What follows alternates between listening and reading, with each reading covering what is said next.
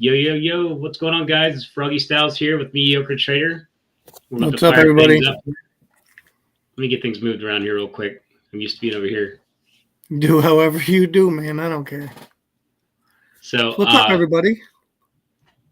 Let me pull up our chart here real quick.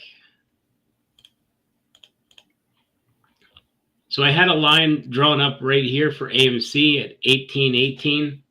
It struggled at it for a little bit, and then it finally decided to pop through the big candle. It ripped and just pretty much walked right through the next one, which is 1870 roughly. And now we're on our way up to the next one. What's it at, your 200? It's pretty much right there. Yeah.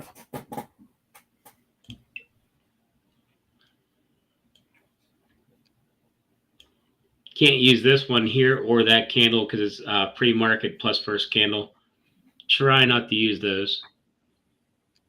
It's probably going to get hung up right there on that 19, but that will be normal. Yes, sir. Did you see DWAC today? No, what did it do? It popped up, broke the wedge.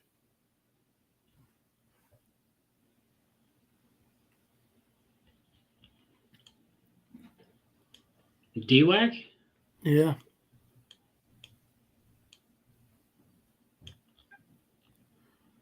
I'm not seeing a wedge break yet. I got one. Well, I'll show you what I got. You don't. Where'd you start your wedge from? Just curious. Mine's on the daily, so. Way up top up here. On a 30-minute. Yeah, I got mine started at $97 or something like that. Right around there. Here, I'll share it with you. That's where I'm at too. Hold on a sec. It's close. It's right there. I'll share this one. We get in here. These windows it's tricky sometimes. Still getting used to it, everybody.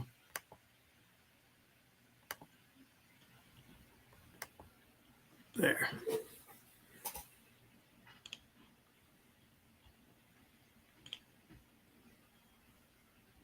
That's what I got. And if I zoom in on it, you can see we kind of just popped out of there. Just a little bit. So yours might be up a little bit. This is on the 2 hour. And the 5 minute popped out on mine. It's pretty close. Yeah, it's never going to be perfect. And right now it's bull flagging on what I got. So we'll see what happens. If it can hold it. But as you can see, we're heading down towards that MACD and not liking that. But all the other time frames look pretty good. So we'll see. That was a 5 minute candle, bud.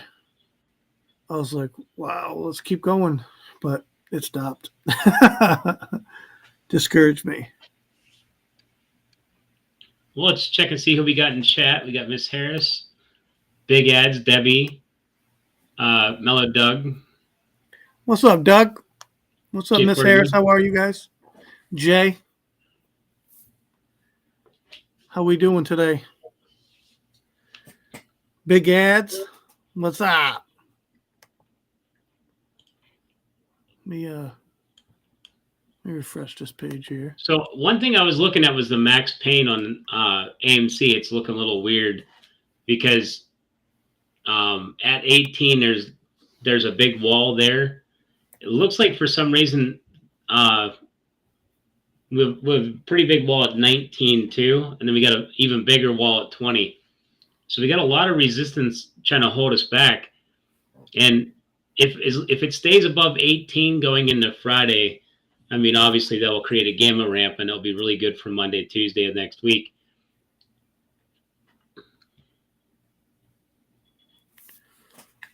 Yeah, I know somebody who bought a lot of calls today. Not me. Now there's your second sell signal. So I'd be very cautious at this point because usually whenever you have 2 check marks, I mean, usually the second one gets honored. but it's looking pretty good. I wonder if it changes time frames, because that will make all the difference. Got a neckline break right there. Moving up like you're supposed to.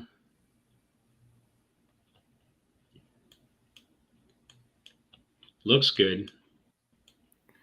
I like it. There's your neckline break. But there's that little blue line. That's where your volume stops you, which is about pretty close to 19.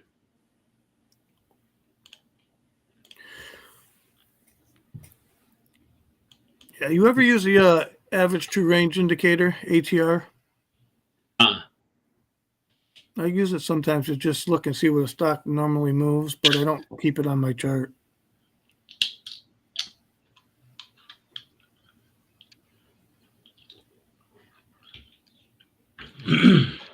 It can tell you like how much a stock can move in a day usually. You know, now, obviously we're in a squeeze play, that's different, you know. Now here's the one that kind of shocked me. This is HYMC. It fell underneath the support yesterday and it stayed down and it didn't bounce back up to that line. So it's actually showing a pretty big weakness. But it did the same thing last time. It followed the trend down, went minus. It's doing pretty much the same thing now. Not sure if that's bad or if it's like a manipulation. I can't really tell yet. Yeah, I'm not sure. I didn't look at that today. Breakout thing right there. Yeah, GME looked solid today. 7.4% up. You can see it right here. It was like a dip for no reason. Pop back up. We don't even have a support line yet. Yeah, I think it's gonna get up to the 150, 358 area, I think. Yeah, right now it's working on that channel line, that 152.31. Let's check our max pain real quick. Hold tight, Mr. Matt. You can talk when he gets done. Hold tight. Yeah, give me a second. I forgot to turn the speaker on. There we are. Yeah, if you want to give Matt the speaker, we can let him have the floor. It's going to be real quick. Oh. I've got a high crop profit statement in the mail dated April 22nd. I can't post it in the nest, but on my site, I took a picture of the share. You can see the share ownership. What?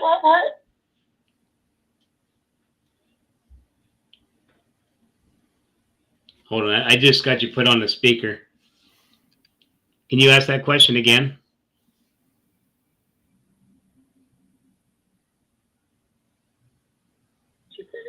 Hello, Matt. Do you mind repeating your question one more time for Jeremy, please? It wasn't a question. I got a proxy statement for high crop in the mail. And I posted, I can't put it in the nest, but I took a picture of just the share ownership page so you can look at the share ownership.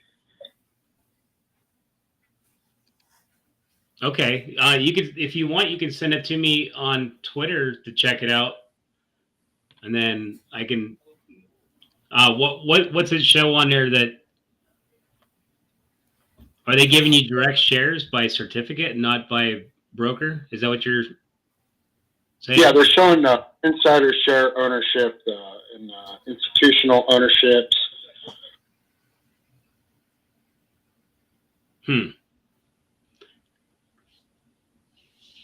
Yeah, it's kind of interesting what's going on with the share ownership, because, like, I've been hearing about different people picking up larger chunks of the stock, and at this point, I'm kind of confused who owns what percentage.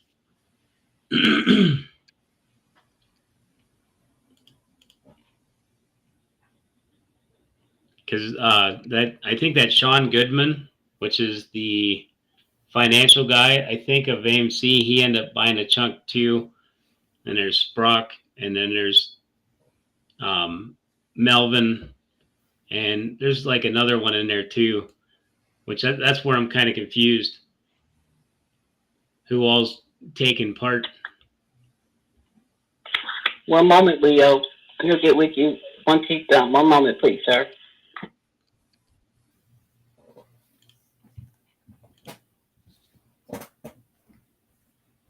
The speaker sounds real good today, Froggy. Does it? Yeah.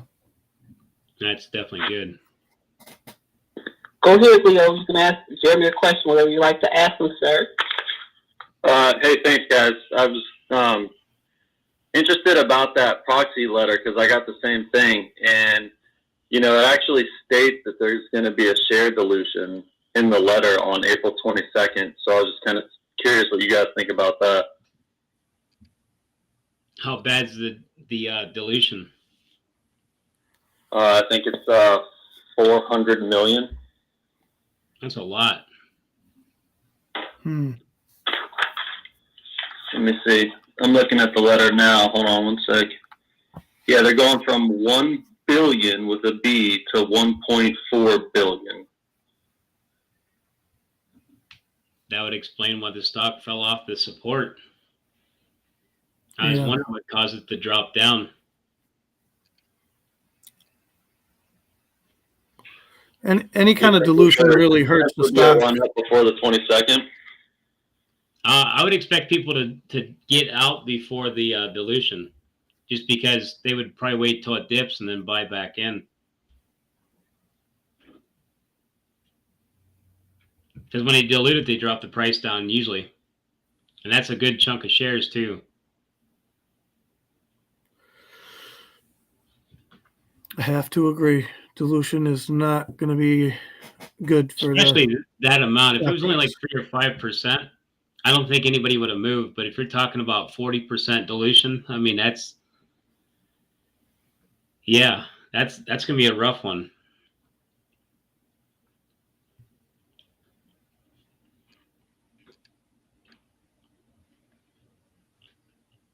There was no vote on it, or is it that's what the proxy is to vote? I think it's just letting them know what they're doing, because typically a proxy is a vote, but I think the board owns more shares, right? Yeah. Is it a vote thing, or is it a or they're informing you? The way I read it, they're informing us that it is online with shareholders in the board, and primary shareholders being who they are. Yeah, I mean, to me, it looks the way it reads. It looks like they're letting us know. It's not a question; they're telling us. And then, even in bold letters at the very top, like on the very first page, it says, "Let's see here. We are not asking you for a proxy, and you all requested not to send us a proxy." That to me sounds like they're telling us what they're doing, not asking us what they're doing. So, that's weird. Like, why would they go and dilute the shares? That last I knew, they didn't need money. that is interesting. I'm not sure. I'm not a big fan of share dilution at all, because I know what it does.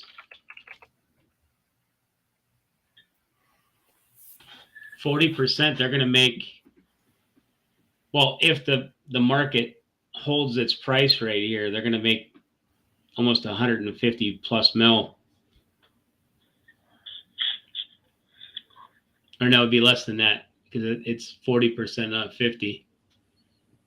So it might be 140, 135 mil. Well, that's great. Also revenue that goes to AMC, right? I'm not exactly sure how that works out. It's I don't know if it gets counted as revenue, or if that gets counted as like an asset and it gets chalked up a different way.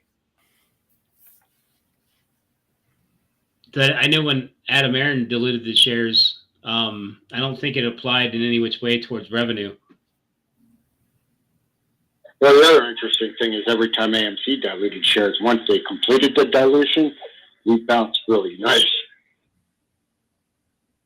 Yeah. Yeah. Like, I'm not sure if that was coincidental. It usually does happen that way. Like, look at Tesla whenever they diluted, like the stock bounced because it was good that they had extra money.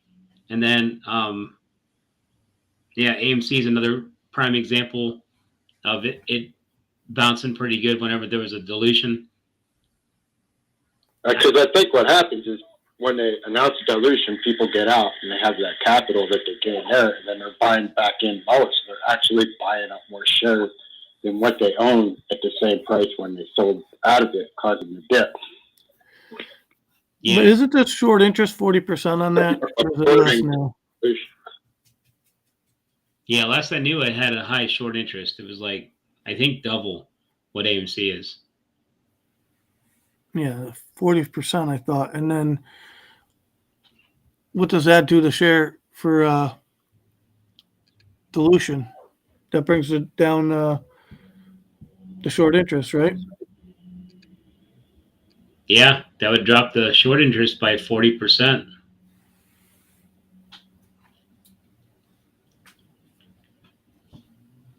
Unfortunately, the number still stays the same. It just gives them more to like get from the market.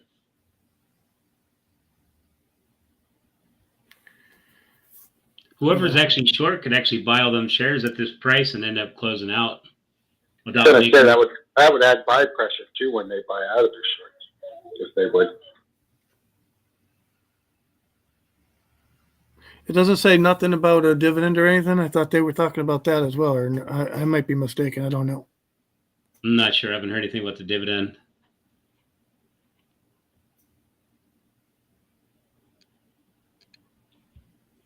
Unless they're looking to create extra liquidity in order to pay out a dividend later.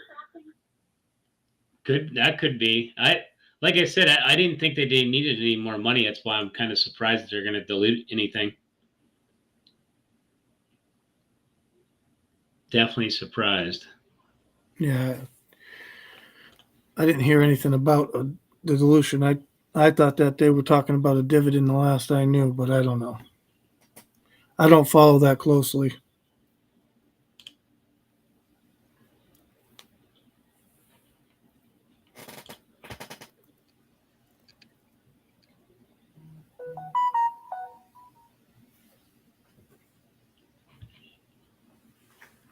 I'll have to probably ask Spence on that one because I know he keeps pretty good tab on that one. All right, Adam and his partner have 70% stake of the company.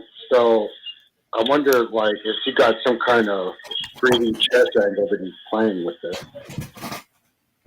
Well, if they own 70% of the company, they were probably on board with voting for dilution, which is crazy because they've already diluted so much on AMC. Now they're doing the same thing. All these shareholders popped in over there and they're going to go and take 40% and put it in pocket. That's just crazy. I don't mind share dilution at a certain point, but that 40% is kind of ridiculous.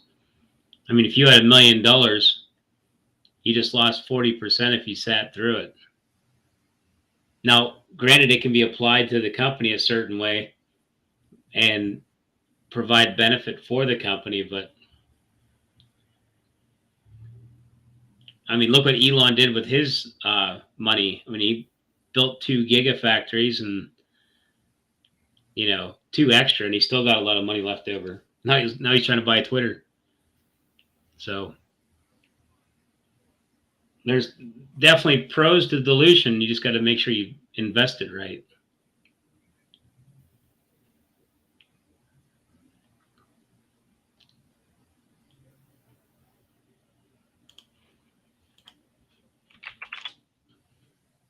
I just don't think Adam Marin intentionally diluting a 40% drop in the price. If you figure on a 40% dilution to cut into the profits that he's already got from the company, unless there's an alternative 3D chess move that's going to benefit in the long. Yeah, that's what I'm kind of wondering what he's doing.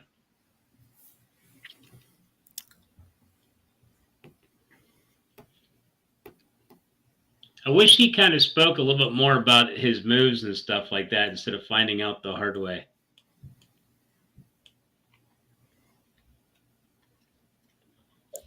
I don't know the legal ends of that, so.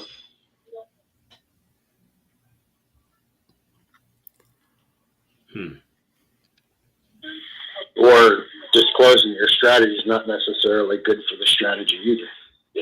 Well, right, but when it's a 40% move, I'm pretty sure the shareholders would want to know, like, pretty reasonable amount of time there. I mean, the stock's already dipping in price, and you guys just got your letter, so it's not like you got enough time to really react. No, that was already inside knowledge within the institutions before we ever get the letters. Right, but I was looking at the support on HYMC, and it's actually down lower than the support, so I was kind of curious on what caused that.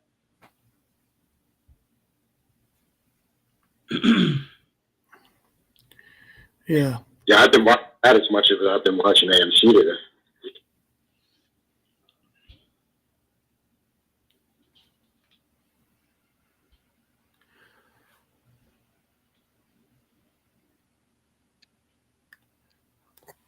I'm actually going to pull up a chart. I want to, yeah, it is down. Looking at it right now.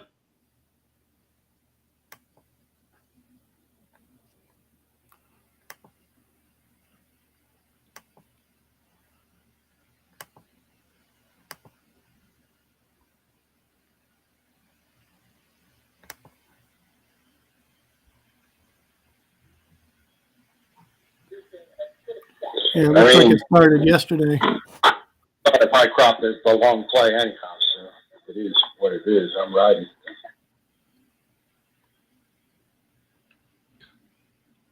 Yeah, 3 days ago, so Friday it started. What started? The downtrend to break below the support level. It even when broke. do they start diluting? Is it on the 22nd? I don't know. Or after the 22nd?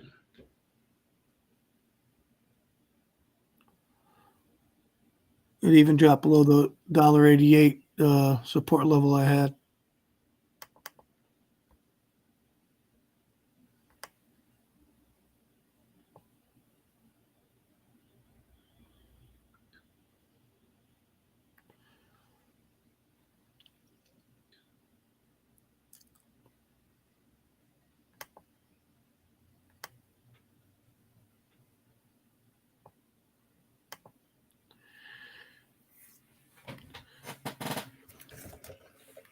Surprised why didn't anything come on like regular news about it? Nah, that's a good question. It's kind of strange.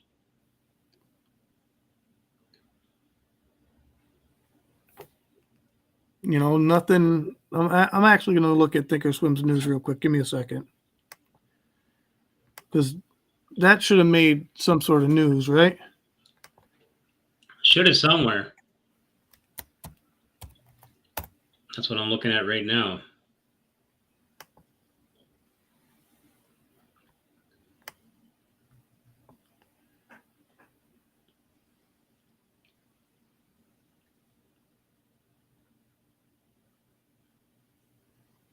Yeah, they got the option chain all messed up on it.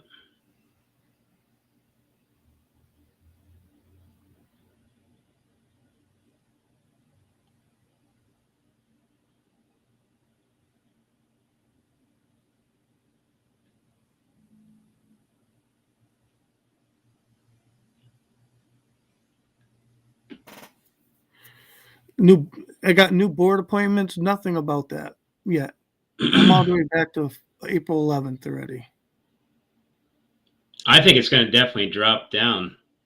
Oh, I do too. I mean, it's already dropping now. I just don't see any news like in my news feed specifically for that HYMC stock.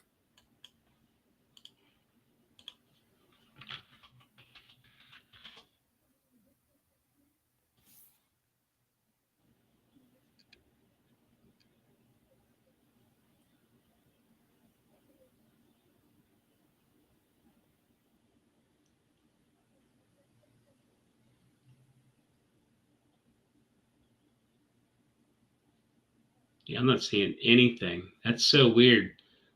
So you guys are basically getting the heads up. Yeah, I'm all the way back to 4/1, April 1st. Nothing. Huh.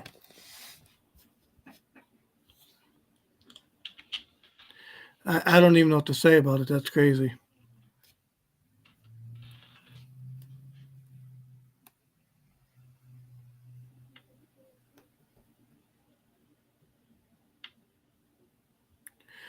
Did they send you that letter yet? Maybe we could put it up here and read it. No, I didn't get a letter or anything. Yeah, I can't find anything. That's weird. I'm just seeing like plain news. That's all I seen.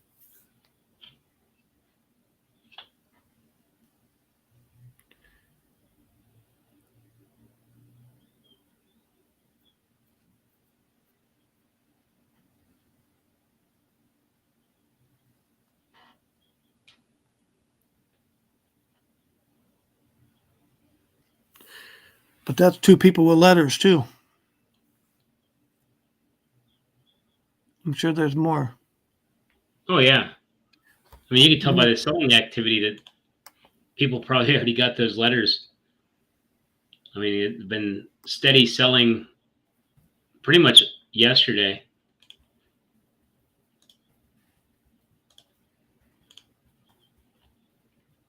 Steady selling yesterday, and then it is kind of flattening off right now, but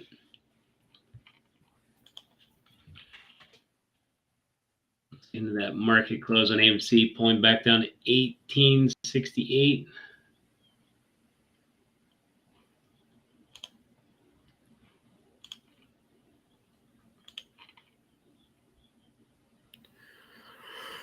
Yeah, it's definitely, AMC's definitely pulling back right now. We got GME still pushing up. It's still trying to hold that 152.32 line.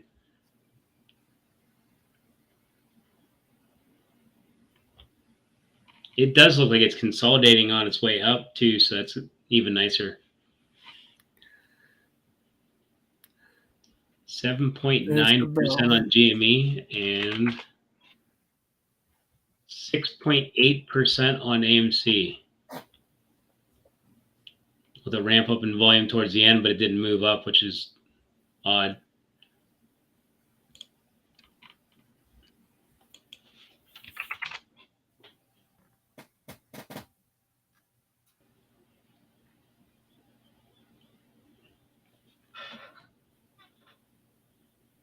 Jimmy, will you please check your DM? Someone sent you, I think, a letter or whatever is to your DM. They just asked me to have you check your DMs, please.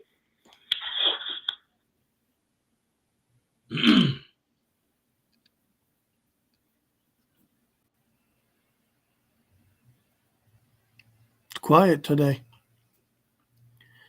Hope everybody's having a good day.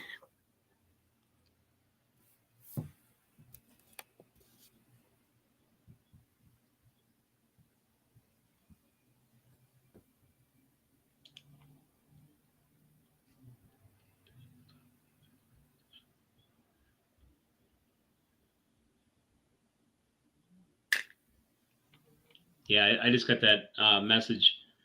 So basically after April 22nd, that's when they're going to have those shares available.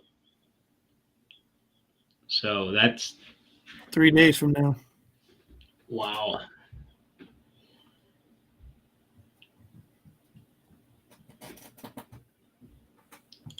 Well, that's hopefully that turns out for something good. The large dilution.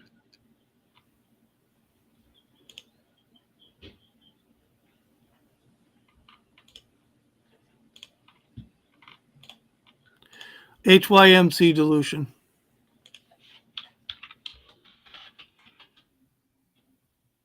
Yeah, 40%'s not a little bit. That's a lot.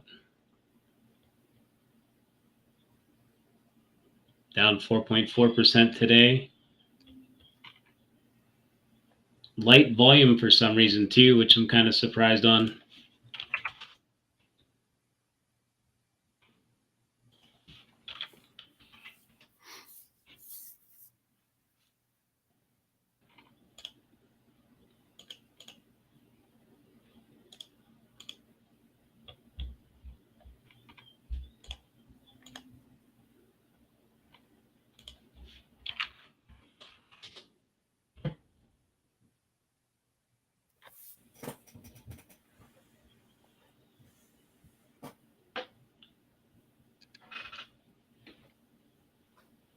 Yeah, that I couldn't even find it. I mean, that letter is the only thing I had on that. So let me. There's nothing in my news feed at all about it. Yeah, I was digging. I couldn't find anything.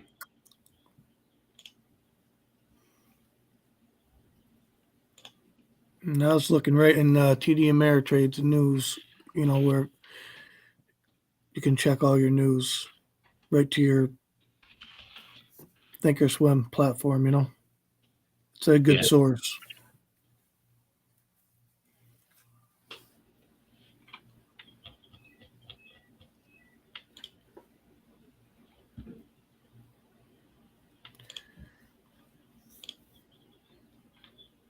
Yeah, nothing.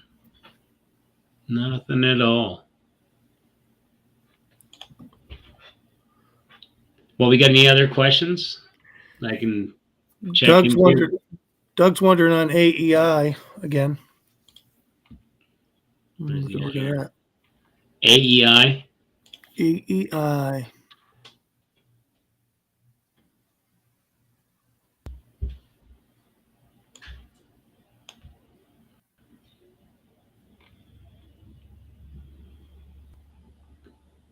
Should be about ready to pop up here. I mean, you can see it's second check mark. That should be technically the bottom right there. So just waiting for it to move up. Maybe that line there is out of place because gold cross would probably happen somewhere about here. And I'd still make this be your C, your B, and your A triangles.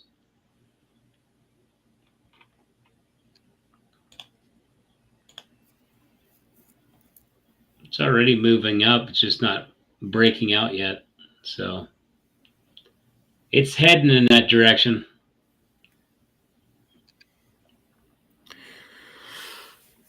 Doug, I know you know that.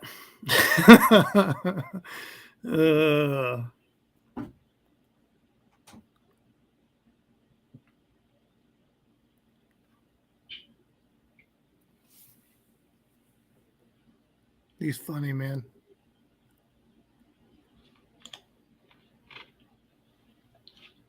Peter says we need volume or we won't go anywhere. Everyone's got to get AMC trending on Twitter and Facebook. Option Ramp has us set up to take it to 100 if we get volume. Yeah, volume is definitely going to be important. Holding this price right here for the rest of the week is important too. If we can hold it, we're good. But you know what the market maker does? They play that max pain. That's the only thing I worry about. Yeah. I like the color, Froggy. Frog green.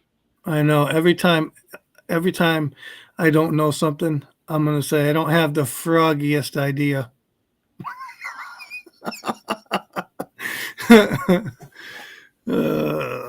Sorry, I had to.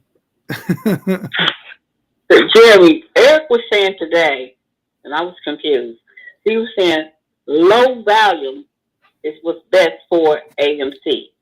Is it low volume or high volume? He said, don't need the FOMO. We just need the low volume to stay low, and it'll cause the price to rise up. Using the space calculator. Is that good or bad? Usually in low volume, it's an indication that you're getting to the end of your wedge. And at some point, one side, bulls or bears, end up winning that battle. And they'll rise up under low volume as basically the winners of that wedge. And at that point, when it starts to rise up under low volume, basically FOMO will see what's going on. They'll call it a confirmation breakout, and then they'll dive in and push it up. And that's where you'll get that big volume candle. So we haven't got to see the winner of the wedge. So you don't get a FOMO candle. Yeah, it's going to be coming here eventually. They can't keep doing this forever.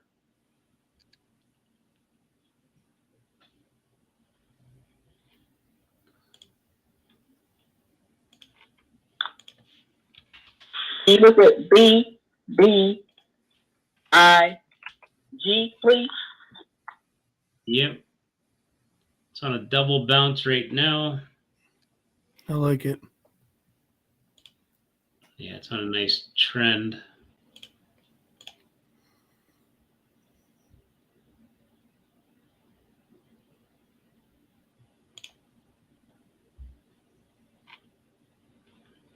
That might be the first bounce. That might be your W, your neckline, your break. So that could definitely be good. 264, the clean break. There might be a small pullback at this point, but then it's going to push up to 279. Either one of those numbers. 278. That'll be your next target. So it's on the move. Even though the 30 minutes looking kind of weak, I'm pretty sure that there's like an offset on another time frame. While 2's looking weak, 4's gold cross. Usually that brings in money. And you can see it right here. 4 hours starting to move. So I would expect continuance, even despite the sell signal check marks. Can you give a good price target to jump in at, please? For which stock? That BBIG. Well, right now in short term in the after hours, it's sitting at 260. It does look like it's trying to pull back in short term. Probably by morning, if it stays at that level, that might be a good price to pick it up at. It's actually underneath the bands.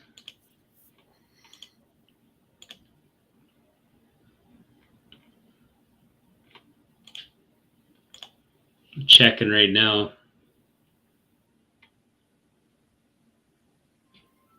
Anything I would think below 264 would be a pretty decent price. Actually, pretty much anything if you're buying raw stock and you're planning on holding it for a week is a good price. Judging by the daily right now, it's coming off the bottom. So if that's the case, I mean, any entry point at this point would be good as long as you plan on holding it. If you're trying to swing it, it's a little bit different. You'd play it on a 30-minute and try to catch that dip. Let it pull back maybe to like 258, 260. Get it there and let it bounce.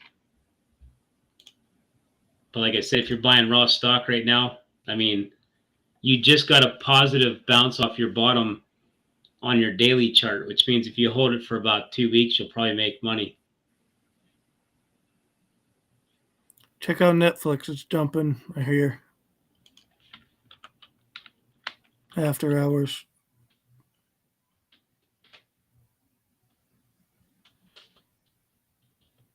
What's the symbol on that one? NFLX. Yeah.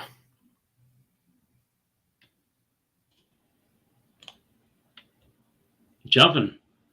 You mean getting smashed? Yes. Earnings today. They knew something was gonna happen because I think they were losing money. Can't remember how much it was. It was a lot. So too bad you couldn't pick it up right now. It's like way oversold. It's gonna probably bounce back to 292, but I mean, it's getting crushed. Did this last time too on earnings. AJ called me on this at like 3 o'clock. I didn't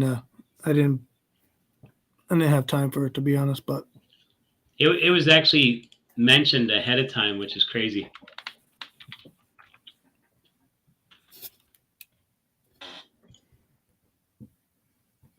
Or maybe I got lucky and seen something I probably shouldn't have seen.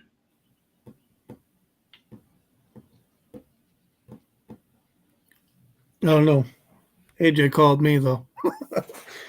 I should have done something, but I didn't. But good luck to everybody who did. I'm glad whoever did is making money. Get ready for a red quarter. Base case scenario, price target 265.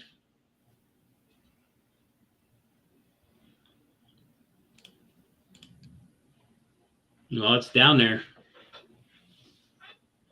Not sure why it's getting beat that bad. That's pretty brutal.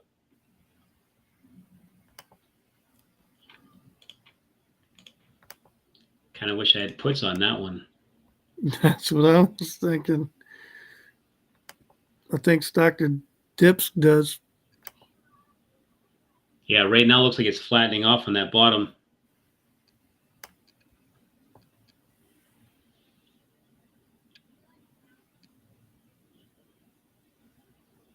Don't have too much further down it can go.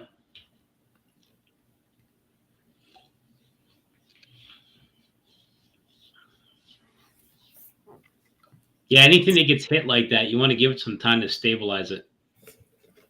I mean, unless you're buying raw stock, you could buy the dip and sit on it for about a month. If it bounces back. This one already got beat like that before, though. Let's see if I can find the last one. Will AMC dip tomorrow? I think there's going to be a pullback on AMC.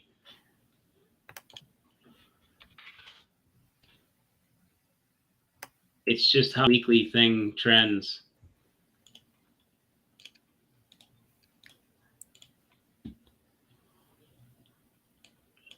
So right now we're sitting, I have this funnel theory thing that works like this. Whatever it does at the start of the week. Yeah, it's already starting to pull back too. You can see how it started here, went up, and it creates almost like a perfect bull trap. Then it's going to pull back and do a bear trap and go into a max pain. And that's my funnel theory, and it seems like it does replay week after week after week. That's how they take advantage of premium. They need to go, they got to trick people into buying puts, and you can't get them to buy puts unless the stock is actually going down. That's how you trick them into puts, is you sell it to them while it's red. Right now, the smart people probably know that the price is going to pull back, so they're buying the puts now while it's cheap. But what they're going to do is they're going to feed them and trick them into thinking it's trending down, and then you'll get all them FOMOers that jump on the other side, and they'll buy all them puts trying to drive down the price, and that's when the market maker will pop it back up and screw them all for buying puts.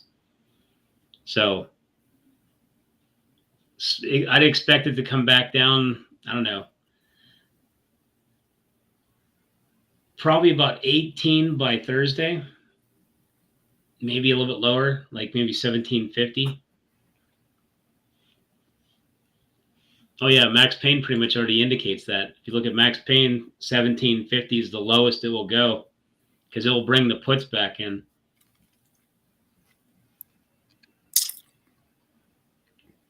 Right now, they already blew the puts up that were there, so they bring it down slowly for here till Thursday.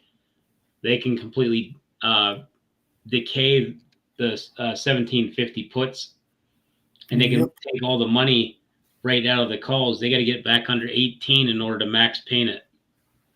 So I would expect tomorrow to be a dip. Probably, I don't know, anything under 18 is what I'm looking at for tomorrow. 17.99, just because that's just what they do. And then they might take it down to 17.50 plus a penny, and then just kind of hang it there going into Friday. They could drop it down to 17.25, but we'll have to see.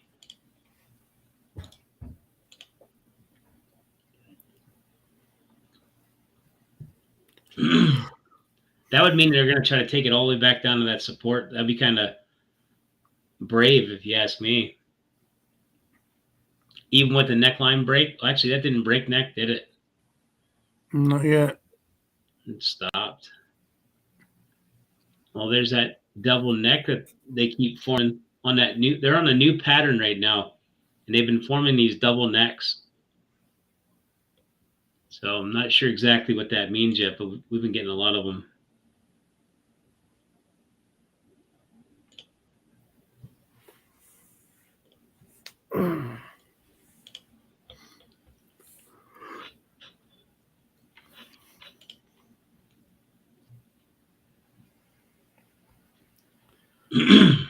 Yeah, they already brought us halfway back almost in after hours. Soda Popper says HYMC dilution is 1 billion shares. Total share count's going from 400 million to 1.4. I could have swore they had 1 billion shares and they're going to 1.4. Let me take a quick peek and see. I want to make sure I get the right information on this.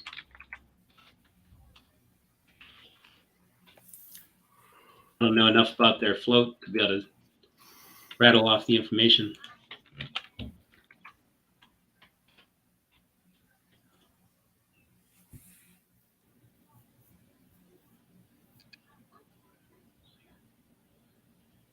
Wait, what? Well, this can't be right. They're saying that they only got 200 million. This is probably wrong anyways.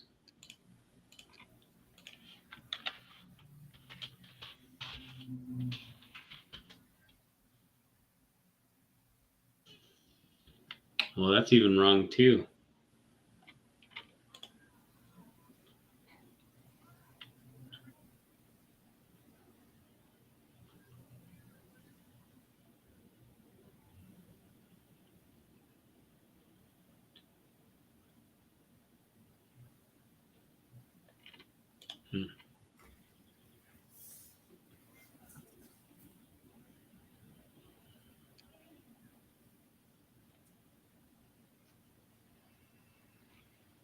Not sure. It does look like it might be less than. Anybody that has HYMC, how many shares does that company have for the float? Because I'm seeing less than 1 billion.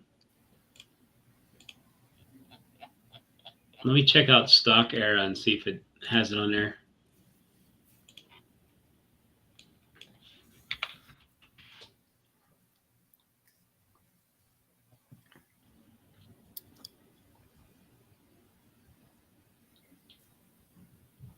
This has a totally different number. Yeah, I'm confused. Outstanding shares 196 million. So that does kind of got me concerned if that's what they're trying to do.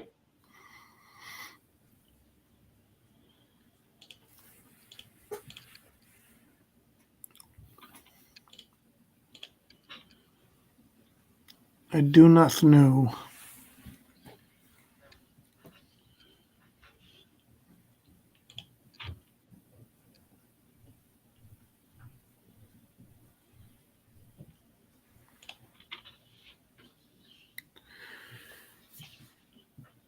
Buster Keaton says, why aren't you covering Netflix? That's the market conversation of the moment.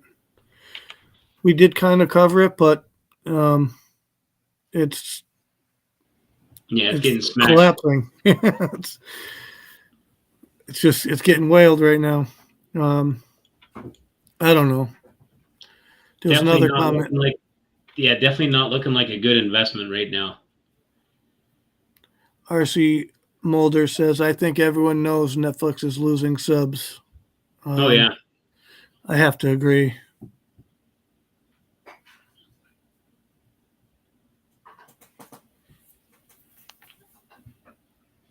I'm not a fan.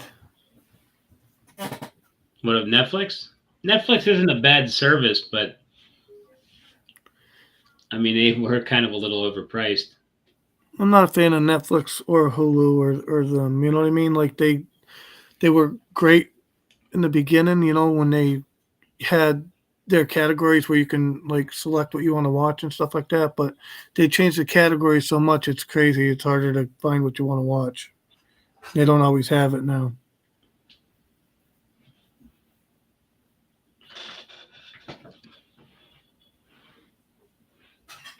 What's going on, RC Modeler? How you doing, man?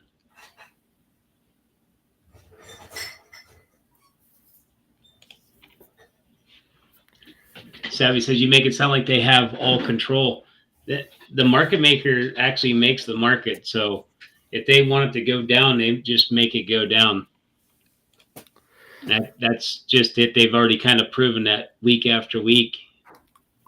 I don't think retail even puts a dent in the market, to be honest with you. But that's just my opinion. I think that we give ourselves too much credit if we think we can move the market. I think we do over time. I think it does make a difference. Because if you remember AMC, when we had that steady flow of money coming back in June, like every day you could see the stock price kept just slowly ticking a penny. And it would have built up over time. We had a steady flow of cash.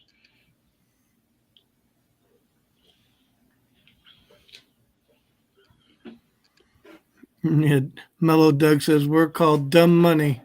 Yeah, we are. Netflix was losing subs because people are going to the movies.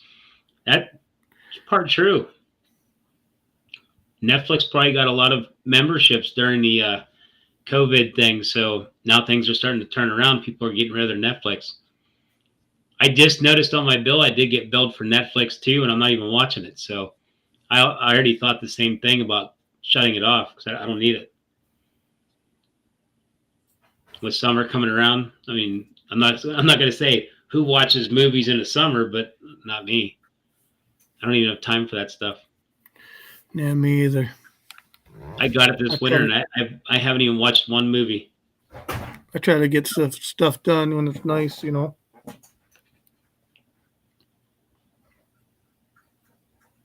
Ooh, somebody made a killing. Hayden, how'd you read that one? Says he put 3 minutes before close, looking to print tomorrow. It's going to print hard because there's no way it's going to bounce back and eat that 20% up by morning. So you're definitely going to clear it pretty nice. I'll be curious. Good play, Hayden. Yeah, definitely a good play. Yeah, Boom Boom, thank you for becoming a member. Oh, yeah, one thing I did want to mention, after the squeeze, all members will get access to the money indicator because I probably won't need it anymore after that because I'll have enough money from the squeeze to just basically let everybody have access to the money indicator.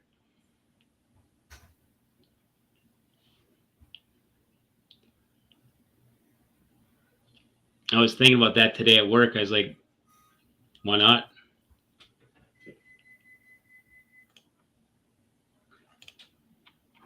WM says I canceled my Netflix. Yeah, I was just thinking of the same exact thing, which is weird. What's the odds the day I'm thinking about canceling, they get smashed on the market? Yeah. Other people are thinking the same thing. I could see it now. If I would have canceled before I came on here, I'd be like, yep, just got rid of my Netflix to save like $15, and then the stock drops 20%. Like, whoa, my bad. Okay, I see Spencer's name in with that, because I did DM him about those questions people were asking. And I also see, our favorite partner, Jen, is in here. But Spencer's in here. That's one of the partners. And so is Jen. So there you go, Froggy. Hey, Jen, how you doing? Hey, Jen. I was actually looking for Spence. I had some HYMC questions, and I know you know a lot about that stuff. Spencer's in here. I forgot to DM him and asked him to join. He's in here now. He's up there ready to speak. Oh, he just needed the mic. Spencer, there was a question that popped up saying, I didn't know what the actual float of the shares was. I thought it was closer to $1 billion, but I haven't been really following it closely. Someone said that it was going to be diluted from 400 million to like 1.4. But I know you've already looked into all this, so I'll just let you bring up the facts on everything.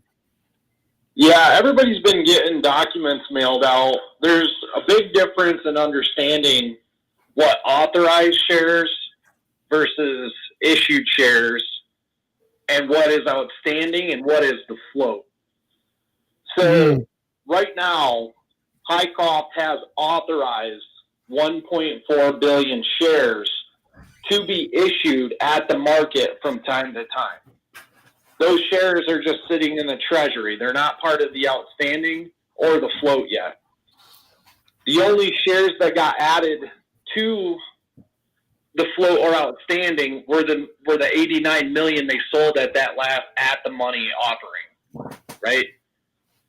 So the free float right now is relatively low because AMC, Sprott, and Mudrick own so many shares that those shares are locked in, right? So they're not part of the free float. That's why I'm curious why Ortex, Fintel, and a couple other reporting agencies have changed the way they calculate short interest on HYMC. Because normally you would do shares sold short divided by the free float, right? Now they're doing it versus outstanding shares. So, and that gives you a diluted number.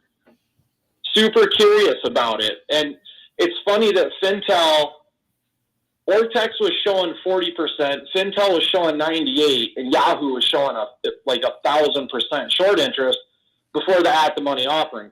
So, of course, the short interest will go down a little bit because shares were added to the outstanding and the free float, right? But what I'm really curious about is why they're dividing the number by the outstanding instead of the float. Because short interest is, from what I've read and what I've always known, is not calculated by dividing the shares outstanding. So, but to hit on it more organized, I will say that will Hycroft probably sell more shares in the future from those authorized shares? Yes. And then they will be added to the outstanding, right? But they're not going to just dump 1.4 billion shares into the market and just hope somebody buys them. That's how companies destroy themselves. They actually authorized and made a statement in their proposals that said at one point in time, we will only ever sell 89 million shares at each offering when they do what they did with AMC and Sprott, right? Right. So in the future, will more shares get added? Yes. What I would tell everybody to do is go look at Barrick Gold, right? They have a 1.77 billion outstanding share number. They're at $25 or more right now. So I don't like how they mailed out the document that they did without any pre-warning. I don't know if Hycroft wanted that to happen or if brokers just did it to scare everybody. I almost think it was broker-generated FUD because Diane Garrett and Hycroft put all the documents out that they wanted people to see on their website and or talked about it in person or announced it during the earnings call. So what you guys want to watch for is any announcement saying we're doing another at the market offering, which personally I hope they do. Because I think Roaring Rico's theory on share offerings that affect how they do naked shorting, like if we authorize shares, that puts real shares into the market that they now have to go and either create naked shorts for or close naked shorts out. So I kind of believe his position on that. And if you look at AMC, every time we've had a major price movement, it correlates with a share offering they've done. So, right, I did see that. Sorry, I rambled there. No, you're fine. I could listen to facts all day. I mean, that's kind of what those shares are for, is to bring in other big companies, right? They're like for big trades to bring in more partners, I think. Correct, yeah. And you see what they're doing is they're doing at the market offerings and retail buys come up and whatnot, but usually they bring in a big partner. So I'm wondering if they do it again, who the next person's going to be, because I'll tell you, a CEO wearing a freaking rocket pin while she's doing public speaking engagements and putting videos out online, I don't know how much more of a sign you need. I have pretty comfortable faith with Diane Garrett. She seems to exude confidence, and she's very well spoken. And she has a good history of turning some mining companies around, actually, if you do a little bit of DD on her. I'm pretty happy. Obviously not happy with today. I mean, you guys saw today, we should have had a breakout point, a major breakout point. I said we should have. Trey said we should have. I think they came in as hard as they possibly could on HYMC. Short interest increased. FTDs haven't been covered. The new FTDs for the second half of March are reported now. There's one day where there was 2.4 million. I think that scary letter. Major manipulation this past 3 days on HYMC. Hey, Spencer and Froggy, do you guys think that we've reached the bottom yet for HYMC? Sorry, just real quick. I thought we should have already been there at $1.96. Yeah. I'm kind of surprised. Now, this cycle is not over yet. So, I mean, it's clearly... I agree with you on that, Froggy. I think $1.95, 96 should have been our legitimate bottom. Quick question, Spence. Like, I watch FinTel not because their data is 100% accurate, but the changes in their data is influential, or like I can see a correlation to the changes in their data to the stock movement. When did they change their short calculation for percent short? They took their short interest down off of HYMC for almost 2 weeks. They reported 98%, and then people started talking about it, and then FinTel just erased the short interest on that stock for almost 2 weeks, and then came back with the new number. Yeah, I saw that, but is that new calculation of short percent on the stock shares outstanding, is that like stock-wide, or is that just stocks they wanted by week work? I'm not 100% sure on that, but I know previously they were doing it divided by the free float, and then it just changed. Almost like... I noticed the change. I just assumed it was... Well, it's almost like with all the reporting agencies, somebody came out and said, hey, don't report this correctly. And then if you look at different brokers, different websites, MarketBeat, all these other reporting agencies and brokers and news places, they all have different data on shares outstanding in the free float for HYMC. It boggles my mind that they can't report this stuff correctly, almost like they don't want to. Maybe. Yeah, like I said, I don't look at the numbers as accurate, but I do look in the changes in the numbers because I noticed that there is a correlation to the stock and the change. So, like if the shares lendable goes down, then maybe borrowed some shares had an effect. If it goes up, the returning shares and the stock goes up. But accuracy of the actual number, no, I never assume. Maybe I would. Sorry, go ahead, Froggy. Maybe they're pulling a Gasparino where they're intentionally making a mistake and they're saying it's an honest mistake so then they can get called out on it.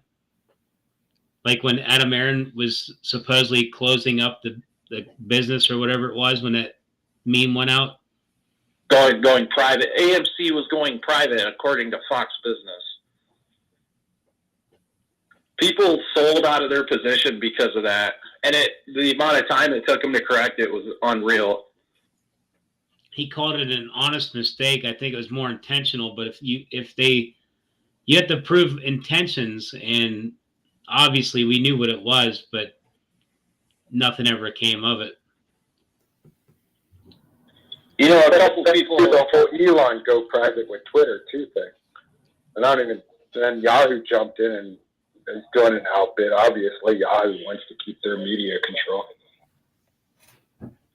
Well, I hate to say, I think a lot of the problems we're facing are all generated, political, financial, everything with retail is all generated because of, I don't want to call it nationalized, but almost like nationalized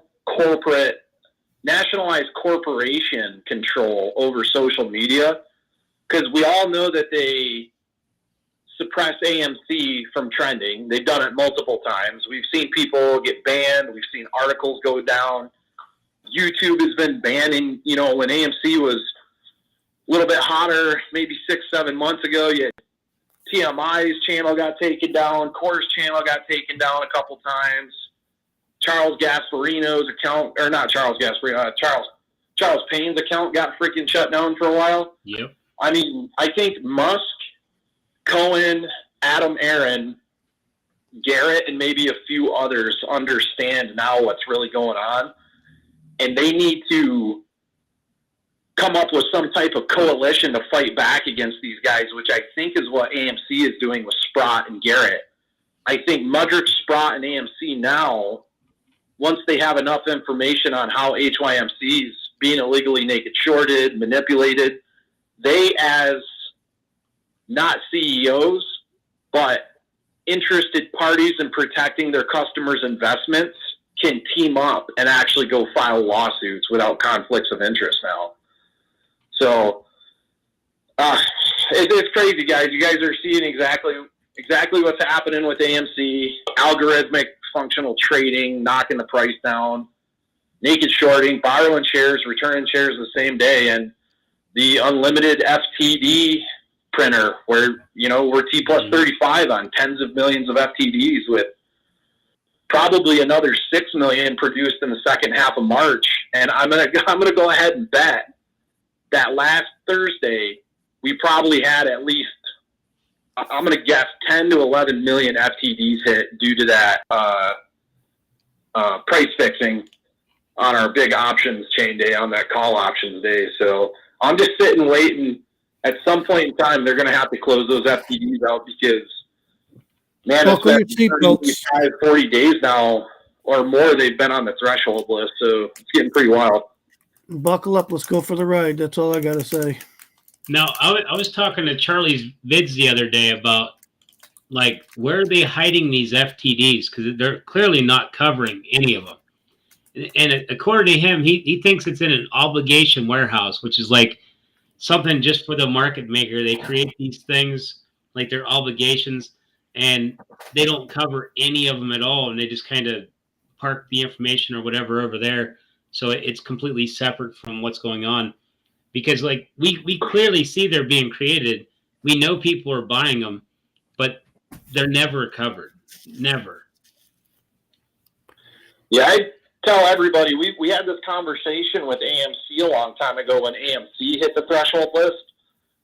And then all of a sudden, the Brazilian, the BDR popped up where people thought maybe they were hiding FTDs by selling them through depository receipt. So could anybody really know what they're doing? Probably not. I'm sure one day we'll figure out.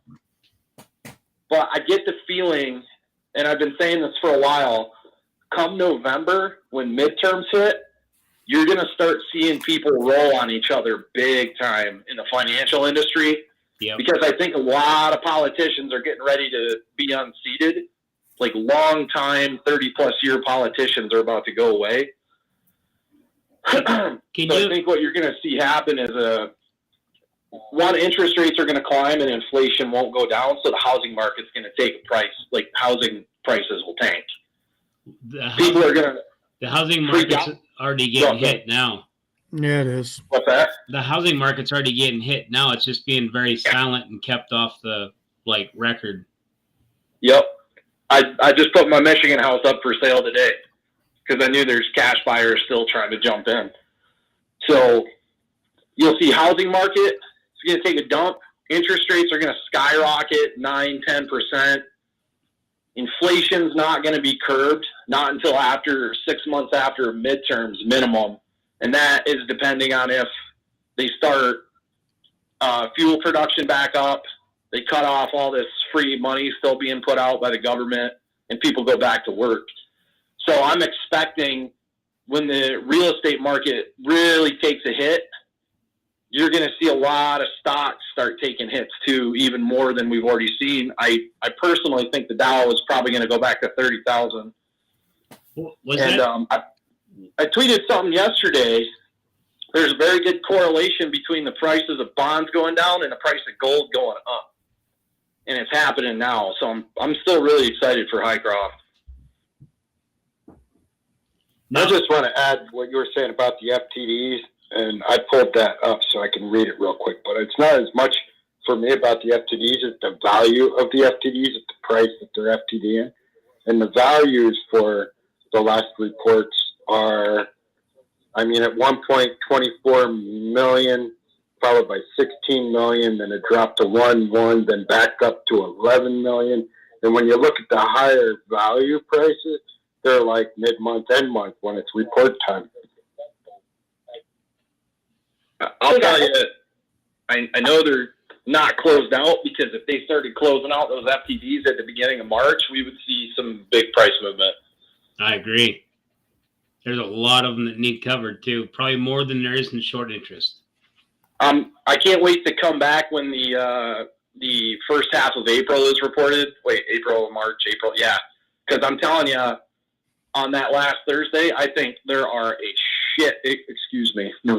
a crap ton of FTDs that got printed on that Thursday when the 250 calls landed outside the money. Hey guys, what the heck? Are you guys looking at HYMC right now? Nope, I got What's AMC. going on in the hours? Oh my gosh. Yeah, that's weird. It's just selling off for like no Very reason. weird. Wow.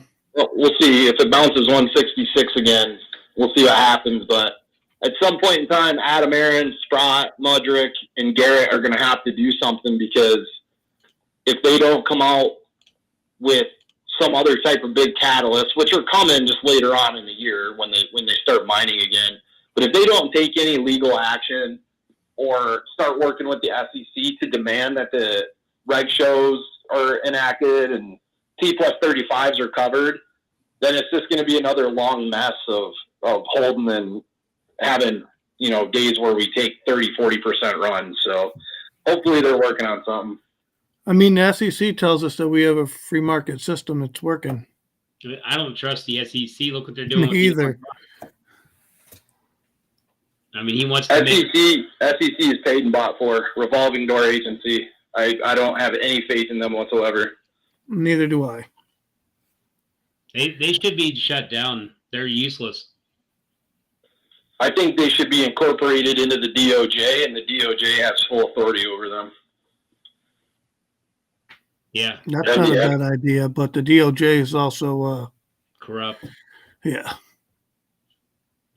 On both sides. It's not one side or the other. It's both sides. They have agendas. That's the problem. Well, it's all going to start with midterms. We got to get different people in office. I don't care if it's Vermin Supreme or Bob the Builder, but these career politicians have to go or nothing is going to change. These career politicians are so in bed with the globalist financial system, pay to play, family legacy politics. It's got to change. And I'll tell you, I agree. You know what's up. People asking me questions like, why is the price this? Why did my broker sell this? And they come to me and they're using Robinhood and Webull and brokers that engage in PFOF. And I've been trying to make myself perfectly clear. If you use a broker that engages in PFOF, you might as well just go hand Ken Griffin your money. Yeah, pretty much. And if you're not directing your order lit exchange, your order is going straight to the dark pool. You guys have the power to change that. And I'll also say, if your money is in a big bank, like Bank of America, Wells Fargo, Citibank, Get out of you there. literally are letting them use your money to show as collateral for margin requirements. We've got to evolve. No, I agree with you 100%. Biggums was talking about that, getting out of ISTA banks because they're using our money against us. And credit union does seem like the safest bet for us overall because they don't play that game from what I understand. But, yeah, something needs to change. Like, the whole system has been kind of rigged against us.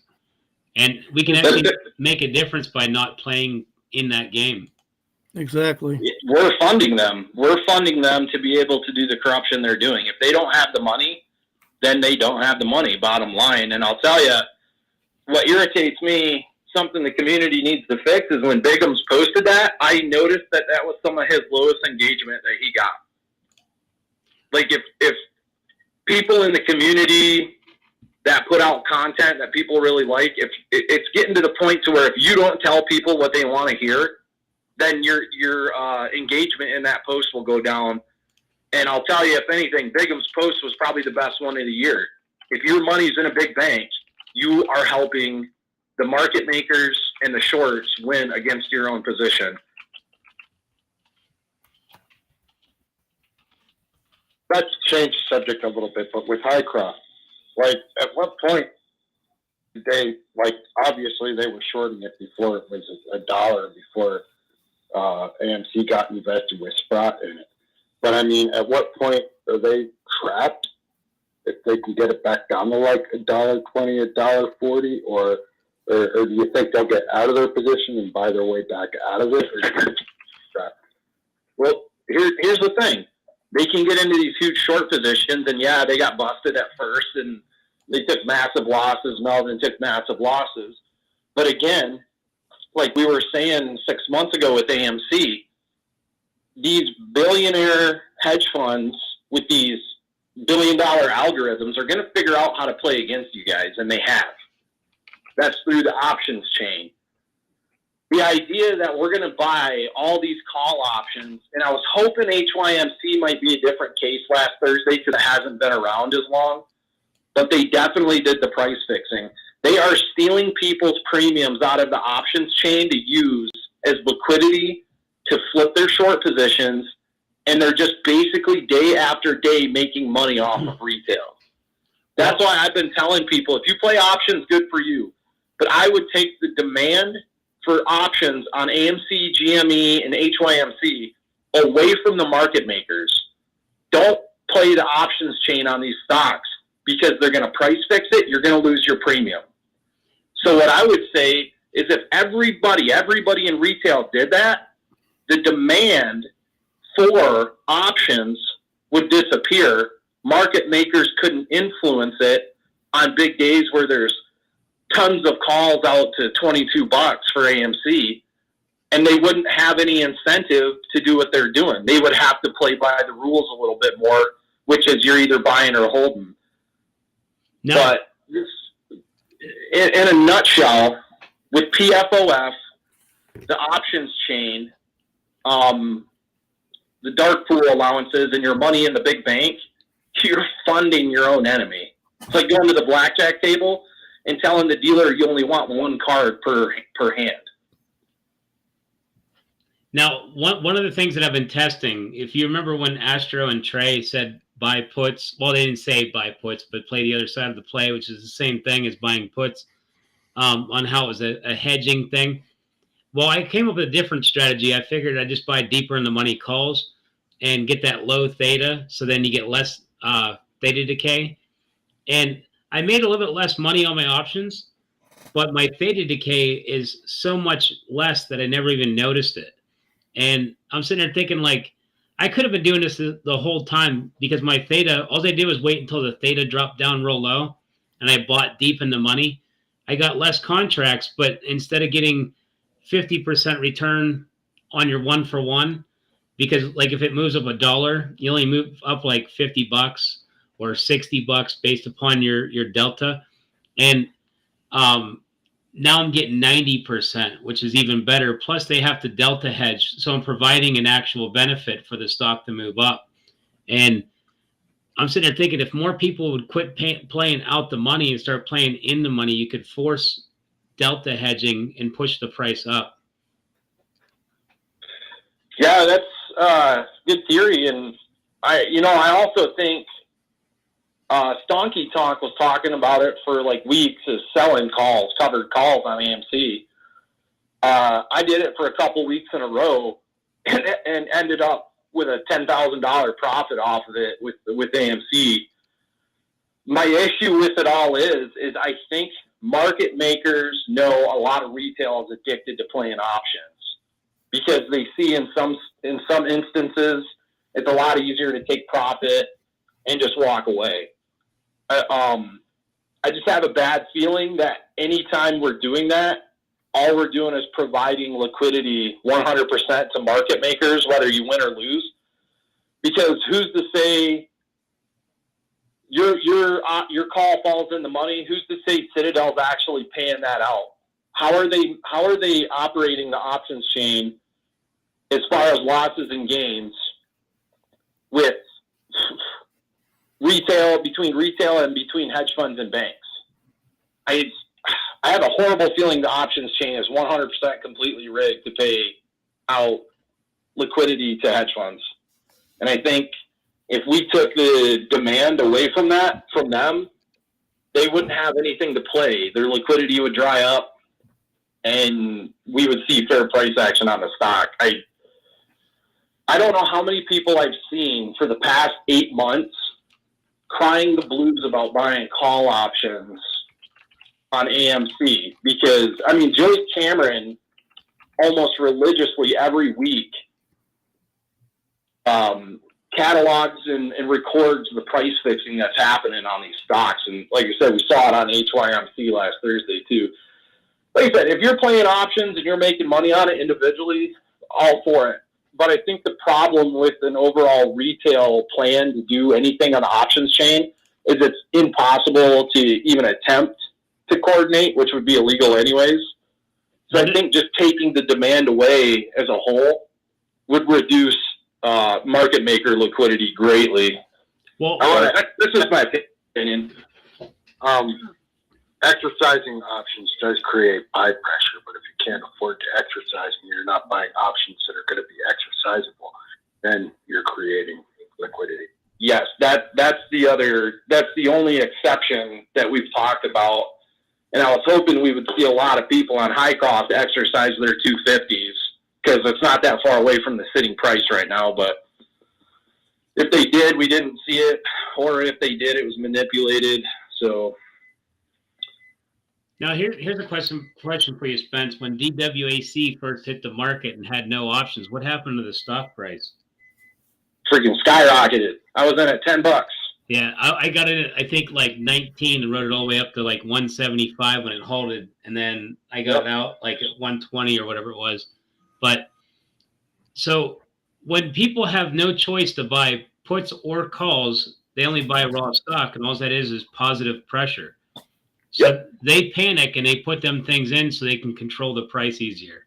So in that sense, like the whole theory is buy on the dip. And so that's what I was doing was I was buying deep in the money on the dip so I get more leverage, and it's still a hedging pressure. It's the same thing. And I'm sitting there thinking, like, if people quit buying out the money and start buying deep in the money on the dip, that could actually make a difference, or just don't play options at all.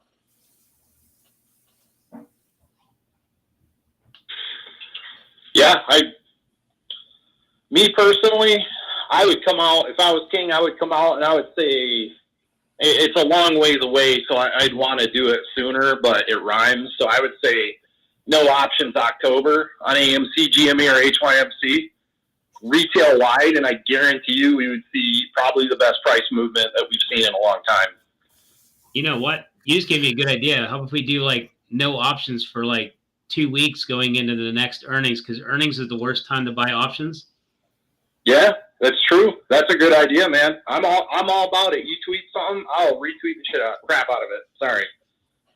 Try to figure that out, because as long as we call it a strategy and we don't call it like a coordinated effort, then you can't get in trouble for collusion. It's just like buy the dip. Yeah, just tweet something like, man, I have a wild theory, no options for earnings or something. Not financial advice. Take the demand away from let's see what happens when the options market demand falls off. And not even that. Say you get 100,000 people that decide individually as their own investors to do it. This is people buying shares now instead of losing premium. So I really think the options chain is 100% completely to blame for the price action that we're seeing. No options may. Because that would give. I'll sarcastically add to that. That is the most terrible non-financial advice I heard to date. Which one? I'm being sarcastic. Oh. Yeah, it's definitely not financial advice, but I will tell you that I am personally not buying options in May because I believe the options chain is adding liquidity to market maker pockets, creating downward pressure on price. Well, because you figure if people quit buying puts and calls and bought raw stock instead, for just the month of May, it would be just like not having an options chain on DWAC, which would create upward pressure in theory. And if it was a strategy, then there's nothing they can do about it. And think of this. If you don't buy options in May, the worst that happens is you don't lose your premiums. You know what I mean? Like, if the price goes banana balls and you had bought raw stock, you're still going to make money. Yep. So I think doing something, so basically what you just said, I think it's brilliant. Doing anything to change things up is exactly what we need to do, because we just keep banging our heads against the same wall over and over again. Guys, I agree with that. I support that idea. Like no options May or something like that. So I'll make a meme up or something for no options May, and label it basically "Stop Feeding the Beast" kind of thing. Also, also that It's been holding people his hand should. to ask you a question for either Froggy or Spence. I don't know who, but he has his hand up for now. That's right. Now, I just wanted to add back what Spence was talking about earlier about the credit unions. We had a board meeting today. Interest rates on loans are going to go up 3%, and interest on your savings is going to go up 0.75%. If I remember, it's 0.75 or 1. So if you need a loan, go get it now. If you got cash, you're fixing to start getting a penny more per your money. Yes, sir. That is why I am selling my Michigan property as soon as possible, and why I took out a home equity loan on it at 4% now. And I got as much as I could out of it now. So when I do go to build my construction out here, probably at the end of the year, I have all that money at 4% instead of getting a new loan at 6%. So I've saved myself over time quite a bit of money. But absolutely, Sue Ray. I think that Casey Shaw made a good point to me and Froggy a few days ago about people should actually go watch Roaring Kitty's videos and see what he was actually doing. Go on Reddit and actually look what he was actually doing. It's what Froggy's talking about. And Deep in the money. Deep in the money calls. I think people should really investigate that, and we should also push that out there for people to actually look, because that did work for them. So, I mean, I don't know if it's going to work here because I'm not a financial advisor, but couldn't hurt, right? Well, I think he did get back to me on that, saying he misunderstood something about, like, I don't know. Did anybody pay enough attention to deep value to where he was saying that to buy deep in the money calls? Yeah, you know, it was a different time then, though. The whole game wasn't really being played yet. He got in, did the deep in the money calls, the movement took off, Wall Street bets, all that, and it landed perfectly because hedgies got caught off guard. They had no idea what was going on. It took them a long time to even realize there was stuff going on Reddit. I'm not totally against buying deep in the money calls on AMC for long periods, because I do think it will squeeze eventually.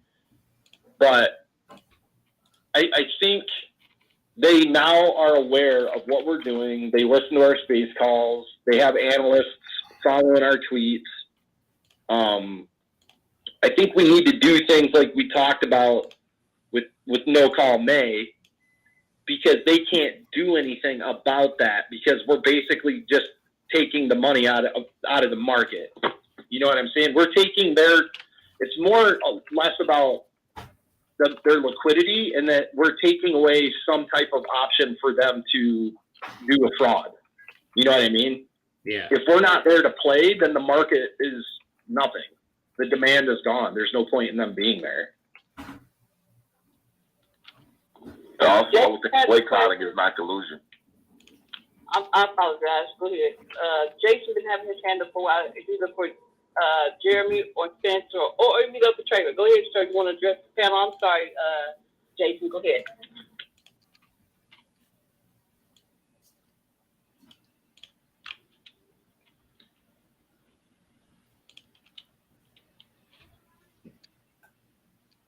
Anybody got a question? Jason, you can address the panel now if you wish, sir. It's yours now. Oh, hi. Sorry, I was on mute the whole time I was talking. Thanks, Eva. Thanks, Froggy. Hey, Spence, so you had mentioned before, and you made a video again today about changing your settings in Fidelity. So you're going through the IEX. And then Kat posted showing that it's not routing that way. So I went ahead and did some research on that. And Fidelity has what's called FDLM, which is their Fidelity Capital Markets proprietary intelligence ordering process that they route between 50 different places. Do you know anything about that, or is this helping us changing this setting, or are they just screwing us anyway? No, here's the thing I forgot to mention in that too. I forgot who told me this, but when you do that, you have to make sure you put fill or kill. Because if they break your order up in any shape or form, then they can route outside of what you pick. But if you tell your broker specifically with Fidelity, if you route to IEX and they don't route to IEX, then you need to call them immediately and tell them, I routed my order IEX per your settings on your app. This is a break of faith. And personally, I would be calling a lawyer. Okay, thanks. I do recall you actually saying something about that before. Thanks. Appreciate that. Yes, I'm sorry I forgot to add that in the video, but if you're routing direct with exchange with Fidelity, then you should definitely pick kill or fill, or fill or kill, because if they break your order up in any manner, then it's probably going to get misrouted. And also, you want to do rounded shares. I think part of the biggest problem that retail has right now is when they buy fractional shares. That's actually also providing liquidity to market makers. Might be Yeah, right. I also agree with you, Spence, on the options chain. You notice how HYMC was kicking butt, moving pretty good, some good momentum. As soon as the options chain filled up for last Friday, now they suddenly dropped the price and kept it down. Very good point. We saw the call options get loaded up on HYMC like crazy last Thursday out to 750. They price fixed. They did whatever they did. The price dropped almost, I think it hit below 2.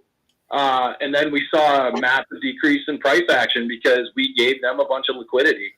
So I think Froggy's idea of no options may, if we do that, I almost 100% think we're going to see some massive price action. Totally agree. Thank you. The littlest fucking movement hurts so bad. That's not helpful. Working on making it now. I think Asia I'm sorry if I'm butchering your name. Please forgive me, sir. Has a question for either Jeremy, Spence, or the trader. Go ahead, sir.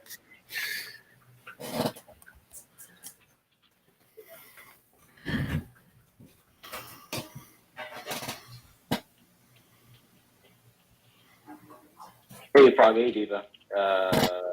What's up, Spence? Hey, Jen. Hey, what's up, Sugar? Hey, I forgot my question. You guys just take me back down. Sorry.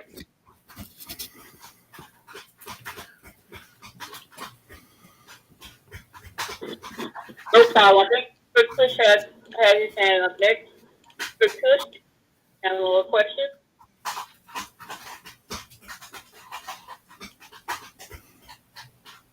Froggy. Yeah. He didn't have the froggiest idea. He forgot his question. I see what you did there.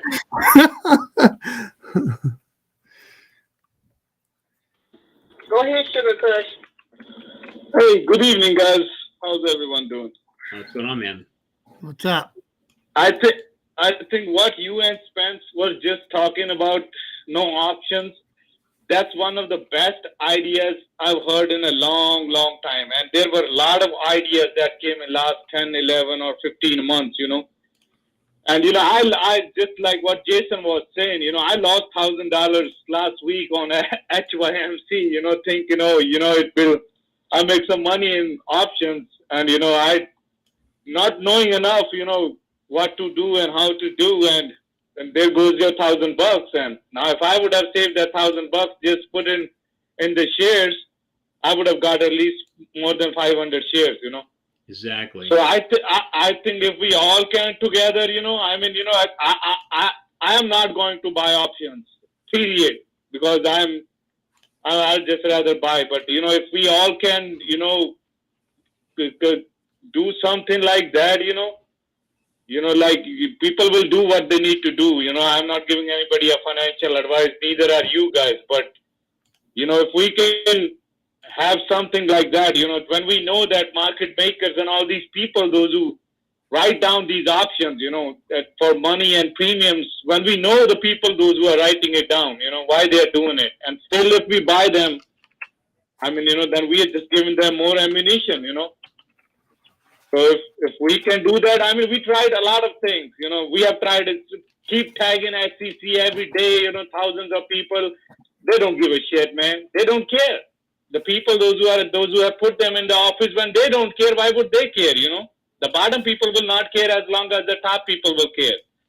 So, you know, when everything else we have tried, you know, might as well one more thing. We'll find out. What's it going to cost us? What's it going to cost anybody to do it? You know what I mean? Like, I'll commit to it. I won't play options. It won't cost me nothing. Any of them. Save me, in fact, save me money, you know? Do you know how many other stocks we could play options on? We don't have to play options on those. I don't disagree with you guys at all. In fact, I mean, we have tried right here and now. And then say this: you buy stock in May instead of options. We don't see the massive price increase. You stay stable, whatever we see. You just own more shares that you can play the options chains with the next month, anyways. Except they're covered. So.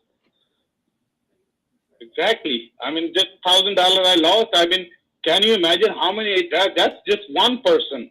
How many people be losing money on these options? I can only imagine, man. If just one person like me lost money, if we all that money we just put it in the shares. I did my thing. You know, to stay for butt. I did my think or swim paper trading calls on HYMC. Took a $5,000 loss. My shares that I own now, I'm down a little bit from where I was last week, but I still own the shares. Exactly. So I mean, you know, we have said and done so many other things. Here's one more thing. You know, we'll find out what happens. Well, think of this: if there wasn't 50,250 calls on HYMC last Thursday, what would market makers have done? They would have no reason to push the price down. There wouldn't be any reason for them to push the price down. They would place all their puts or whatever, but they're not fearing all those calls landing in the money. So it's really, it wouldn't benefit them to do it. I think that, remember when the price went up to 34 or some dollars? There for a long time it was struggling between $18 and $20 because the people stopped buying options and the liquidity was drying. You know, the implied volatility, if the stock doesn't go up a lot up and down, the volatility dies too.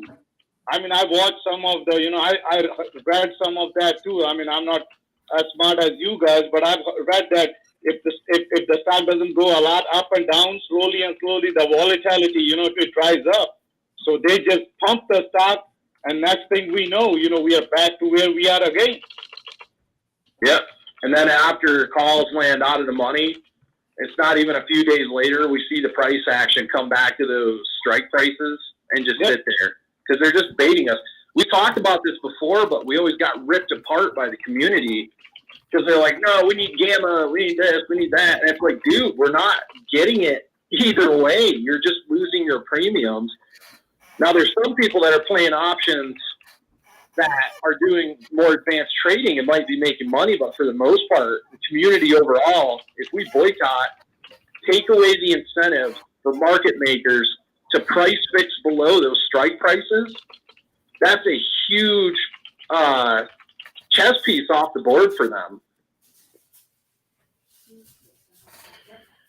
Yeah, especially I was saying before, boycotting is not collusion. Boycotting is you're exercising your right not to do something. Yeah, that's true. Very true. I'm gonna put this out there for everybody to kind of like think about for just a minute, but the 1348, what Trey is talking about, what Review Dork is talking about, what TMI is talking about, what STV is talking about, if you do that strategy, it doesn't affect the options chain, right? So, but if it's people who don't do that strategy or know that strategy that are getting stuck and end up losing money. And that's the truth. So I don't disagree with you guys at all that like we should probably take a step back from the options chain to lower the IV for one, because it's extremely high. It's hard to make money on AMC options now, but that's kind of where we're at, you know? And I'm just saying people could either learn that strategy or... You know, he's magnificent. The Lion Best is up in here. He's been listening. Jeremy, he's up in here listening. The Lion Best is up in here listening. He's magnificent, guys. I'm sure everybody knows it because the Lion Best does the same. But he's up in the space call right now, Jeremy. I'm going to ask him to come up and say hello to you. Hold on one second. Lion Best, I see you down there. You want to come up, sir? Froggy, your idea is so good. Look, there are some short sellers popping up too. Down, if you see down the call, one guy was going back and forth with Spence. He popped up, and few others short sellers. They're all popping up here now. That'll be my final outtake for the day. Is, you know, we've been talking about this for a while, but always get eaten up by the community, people who want to play calls and whatnot. Do your own thing for sure. Make your own investment strategy. But I would love to see what happens when hundreds of thousands, if not millions of people decide to take pressure off the options chain and the incentive away from market makers to fix the price below strike prices on expiration dates. I think you would see a lot of people holding more raw stock, like Froggy said, and some upward price movement. So hopefully people catch on. Well, here, Mr. Lion Best is up there. How you doing, sir? Mr. Lion Good. I literally only have like a minute because I am taking care of my kids right now, but I appreciate coming up. Thank you for the invite and awesome discussion. Love the information that's being shared. Good to be here with you, Diva and Froggy. Thank you very much, and appreciate the kind words. And yeah, I look forward to doing some stuff in the future with you guys. Cool, thanks, man. All right, guys, keep up the great work. All right. Definitely. I think the one is up here. I'm not sure if he's able to speak, guys, because you know if he's working, he's not going to be able to speak. But the one is here from APE Radio as well. I'll see if he's able to come on. Who do you think liquidated today their Netflix position to cover some of their bad shorts? That might be what. That might be exactly what happened. They probably needed money and they're just beating up Netflix. It would make sense. Pretty coincidental that HYMC has 30-40 million FTDs do T35 and then Netflix just takes a nosedive. So we'll see. But I got to roll too, guys. I got a Tuscan potato soup on the stove I got to maintain. So I will talk to y'all later. Thanks for having me up again, Diva and Froggy. Yeah, thanks for coming. Bye. You rock. We appreciate you, Spence. You rock, Spence. Yeah, thanks. You guys too, Froggy. Make sure you DM me your. Hey, Froggy, Diva. I just coming to say hello. I came in yesterday. Sorry, I got booted from the room, and then everyone's having a problem with space calls. I couldn't get back in yesterday. Oh, that's fine. I hope you guys had a good game. Spence, I'm sending that to you right now. The one I'll send it over to you too here in a second, so they get it figured out how I'm doing it. Copy.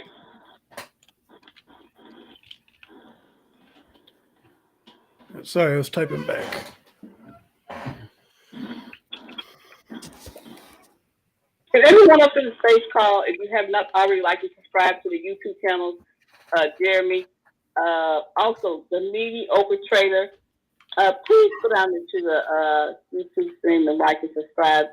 Please do that and help grow this community. Appreciate you guys. Appreciate each and every one of you guys. Those are in the chat. I appreciate everyone that's in the YouTube chat, and those are in the space call. Appreciate you guys from the bottom of my heart. Seriously, I do. I really do. God bless you. Thank you, Miss Harris. Got any questions, Froggy? I know you're busy. No, I'm just sending that thing out right now.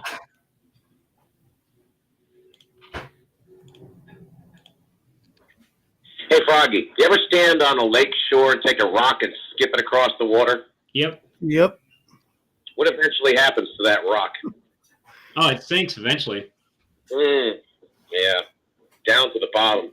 Yep. Where it belongs. Exactly. Yep.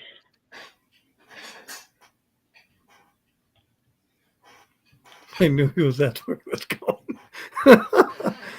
If you throw it hard enough, you might get lucky to go all the way across, but it doesn't usually always happen. Nah.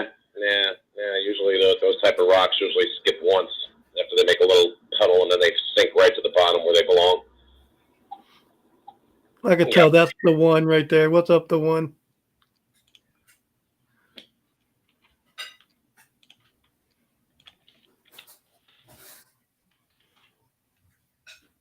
Give me a second. I'll get that sent over to you here. I just got it all made up and put that one out.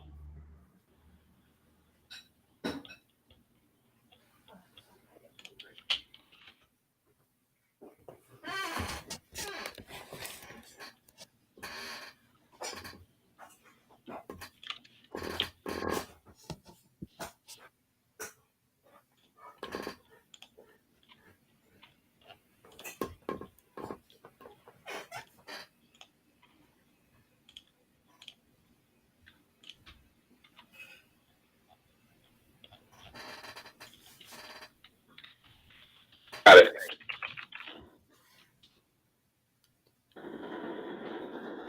Give me I made it kind of simple.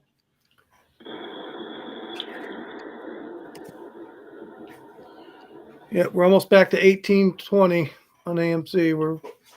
We've lost that gain up, that run up today. Well, it's after hours. That's cool, Froggy. I like that. I like it too. Is there any way, I'm having trouble like pinning to the call. Is there any way somebody else can maybe pin it? So people can see it in this space call? I'm not, I don't even know how to do that, to be honest. Okay. If you just go to the tweet and then next to the heart, there's like an arrow pointing up. And then you should be able to just tap it with your finger. And then there should be something that pops up where you can add it, pin it to the space call. And it's not actually showing up on my end.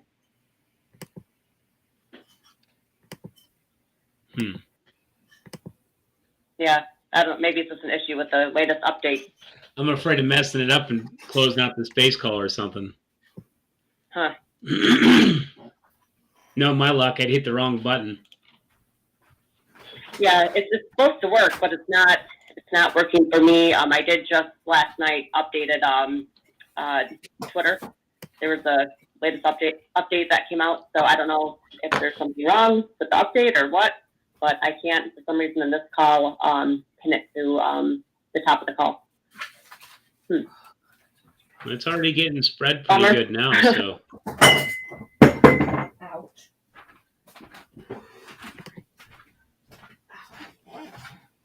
We'll see what happens with that, see how far it gets. I mean, we're still a little early, but it doesn't hurt to get prepared for it.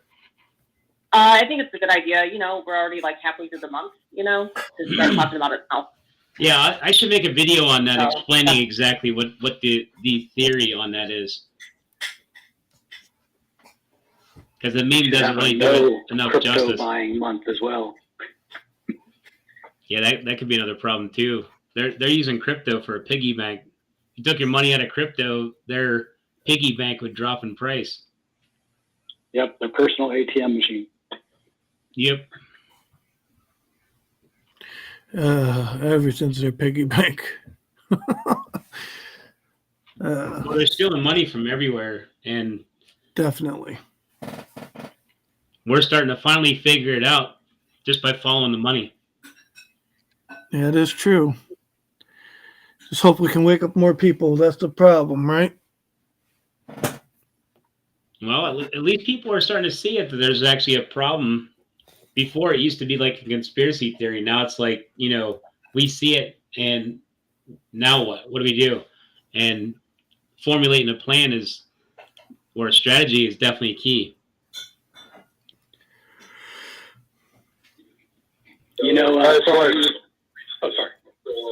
I just wanted to say the nesting thing hasn't worked all day. I don't know when it stopped working, but it hasn't worked in any cost.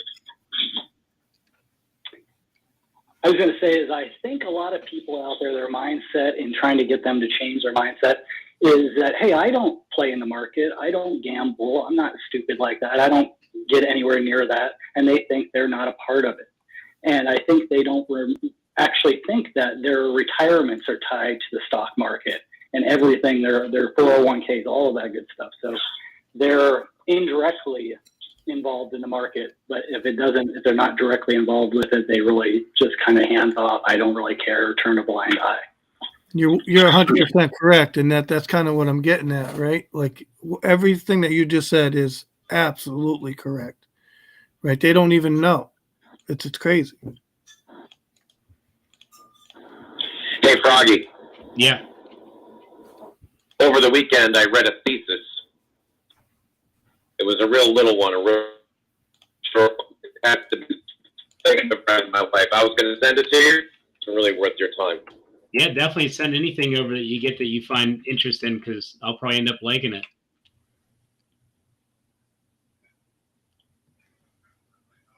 One other thing that I wanted to say is, don't we owe it to ourselves as retail without a seat who owns the company, without a represented seat on the board, to do what we can to create share value for the company that we've been owning for over a year?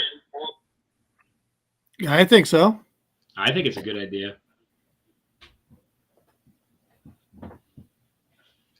So, I mean, in my mind, these space calls are like our own little representation of a retail board. Yeah. I don't disagree with you at all. I mean, the SEC likes to make rules that benefit other people other than retail, but claim that they're protecting retail.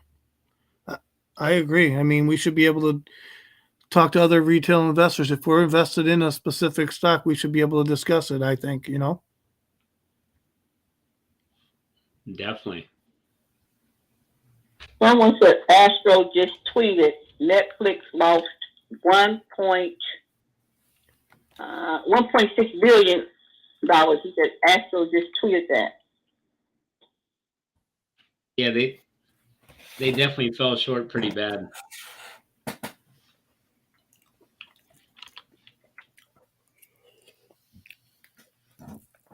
Devin said, do you think today was a trap? I think we're probably in for a small trap. That's by the way it pulled back. It ran up at the end of the day. It pulled back in the after hours. It sounds like they locked in people for losses. That's exactly how a trap is set. So, I mean, it looks like it. We won't know until in the morning. If it completely goes the other direction, then you'll know it was a complete trap.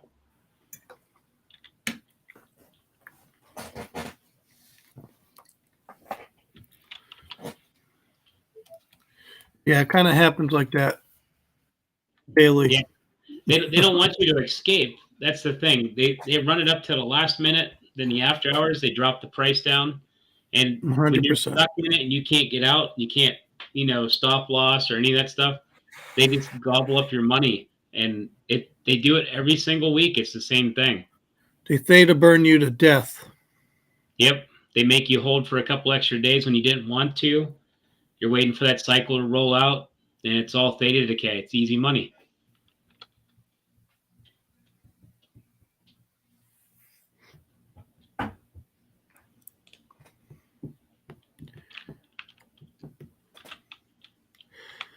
Citadel lost 1.6 billion on Netflix. Astro just tweeted. Oh, Citadel lost it. I know, right? Gino said that. I think one of the most important things I learned in the last year is the importance of liquid capital when playing stock. Oh, I agree. I learned the importance of humor over the last year, That's especially with important too. pieces that are shorts, really little small pieces. You know, that are funny. What's up, the one? How are you? Good, bro. Yeah, some of you know what I'm talking about. Some of you get it. Some of you will catch on.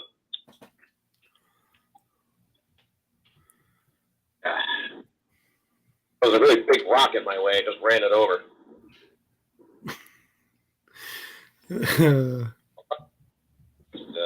I'll keep rolling here.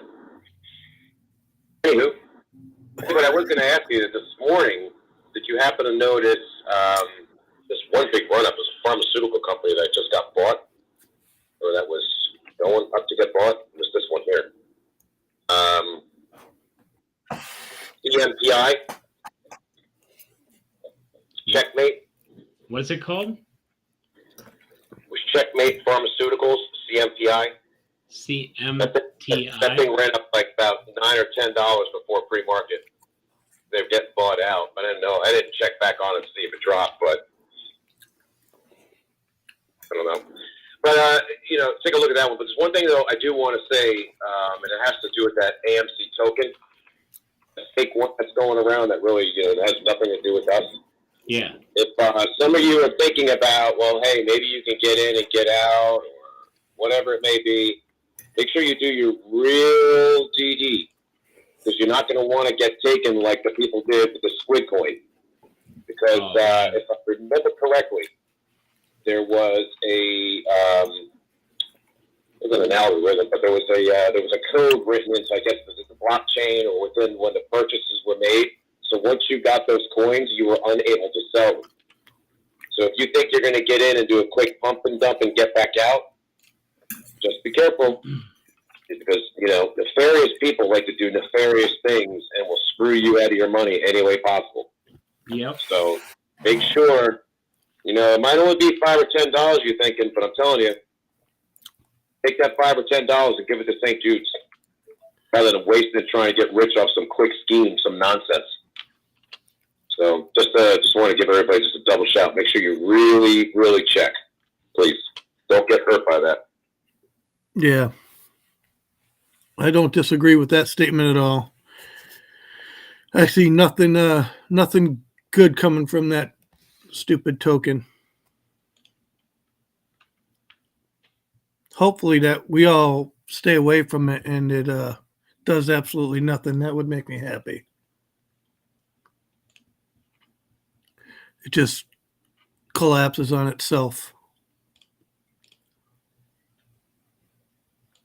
Oh, yeah, the other thing, dude, don't hate the coin, don't hate the token, don't hate the people, hate the system that allowed it to happen, because this is not going to be the only one that you're going to see. And if it's who we think it is, I guarantee they're going to be back with more. They're going to try to do more to swindle you out of any bit of money, to pull one over on you. You know, like I said, just please watch your money and be careful with it. Don't give it away to stupid people. Greedy people. Yeah, there's a lot of them. Agent has a question. I'm sorry, sir. Go ahead, Agent, and ask the panel, Froggy or Mediocre Trader a question. Go ahead, sir.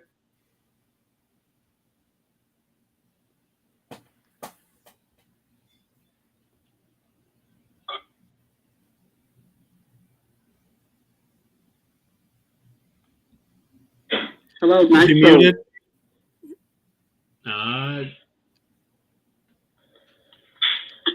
Yeah, he had to unmute it in order to speak. Well, Leo has a question. Go ahead, Leo. You can ask Froggy what you want to ask him. Go ahead, sir. Hey guys, thanks again. I wasn't in here when Spence first came in. Did you guys get a chance to talk to him about the HYMC dilution? Yeah, he went on a whole spill on it because he knows a lot about it, and he was talking about outstanding shares, and there's two different types of shares, and the amount of dilution that actually happened and stuff like that. I'm not very good at what he was actually talking about. So break it down. Basically, what he's saying is that it's not really dilution of the free float; it's dilution of the overall shares, because there's shelf shares that could be available to dilute, but it would be like company suicide, dilute them all. Well, they dilute some into the free float, possibly, probably a little here, a little there, but nothing like they're fighting it to be. I mean, a proxy letter from the company, I wouldn't say that that's FUD. It's shelf shares.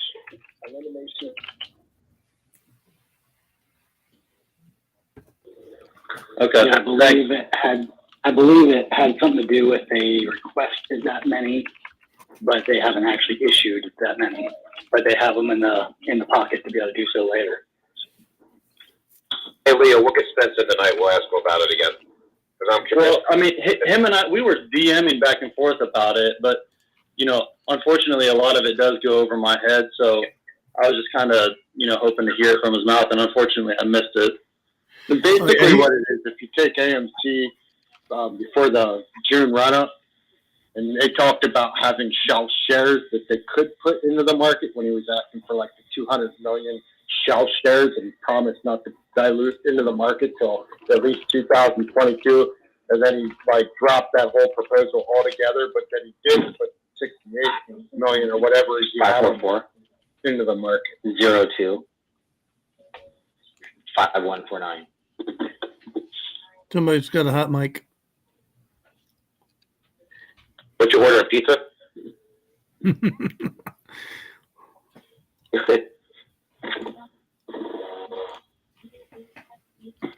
So just because they're making them available on the shelf doesn't mean they're dang, freaking interest rate went up to 6.85 now instead of 5%. 6.8 now. You got to use the mic because we can hear you on the face call. Okay, that's it. Apologize. You're this and. Can someone just move them down? Is that okay? Yeah, Froggy.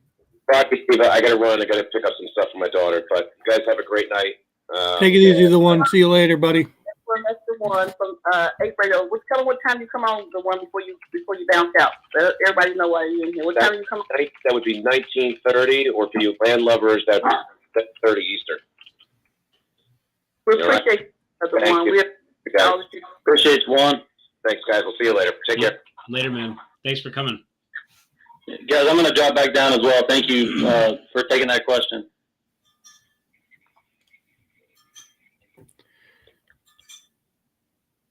Ant Card says Kramer's prediction to buy Netflix was a trap for the retail. $605 at the time. Right now, it is $257.49. Yeah, he called it out last time when it dipped 20%. I think he called out Facebook too when it dropped.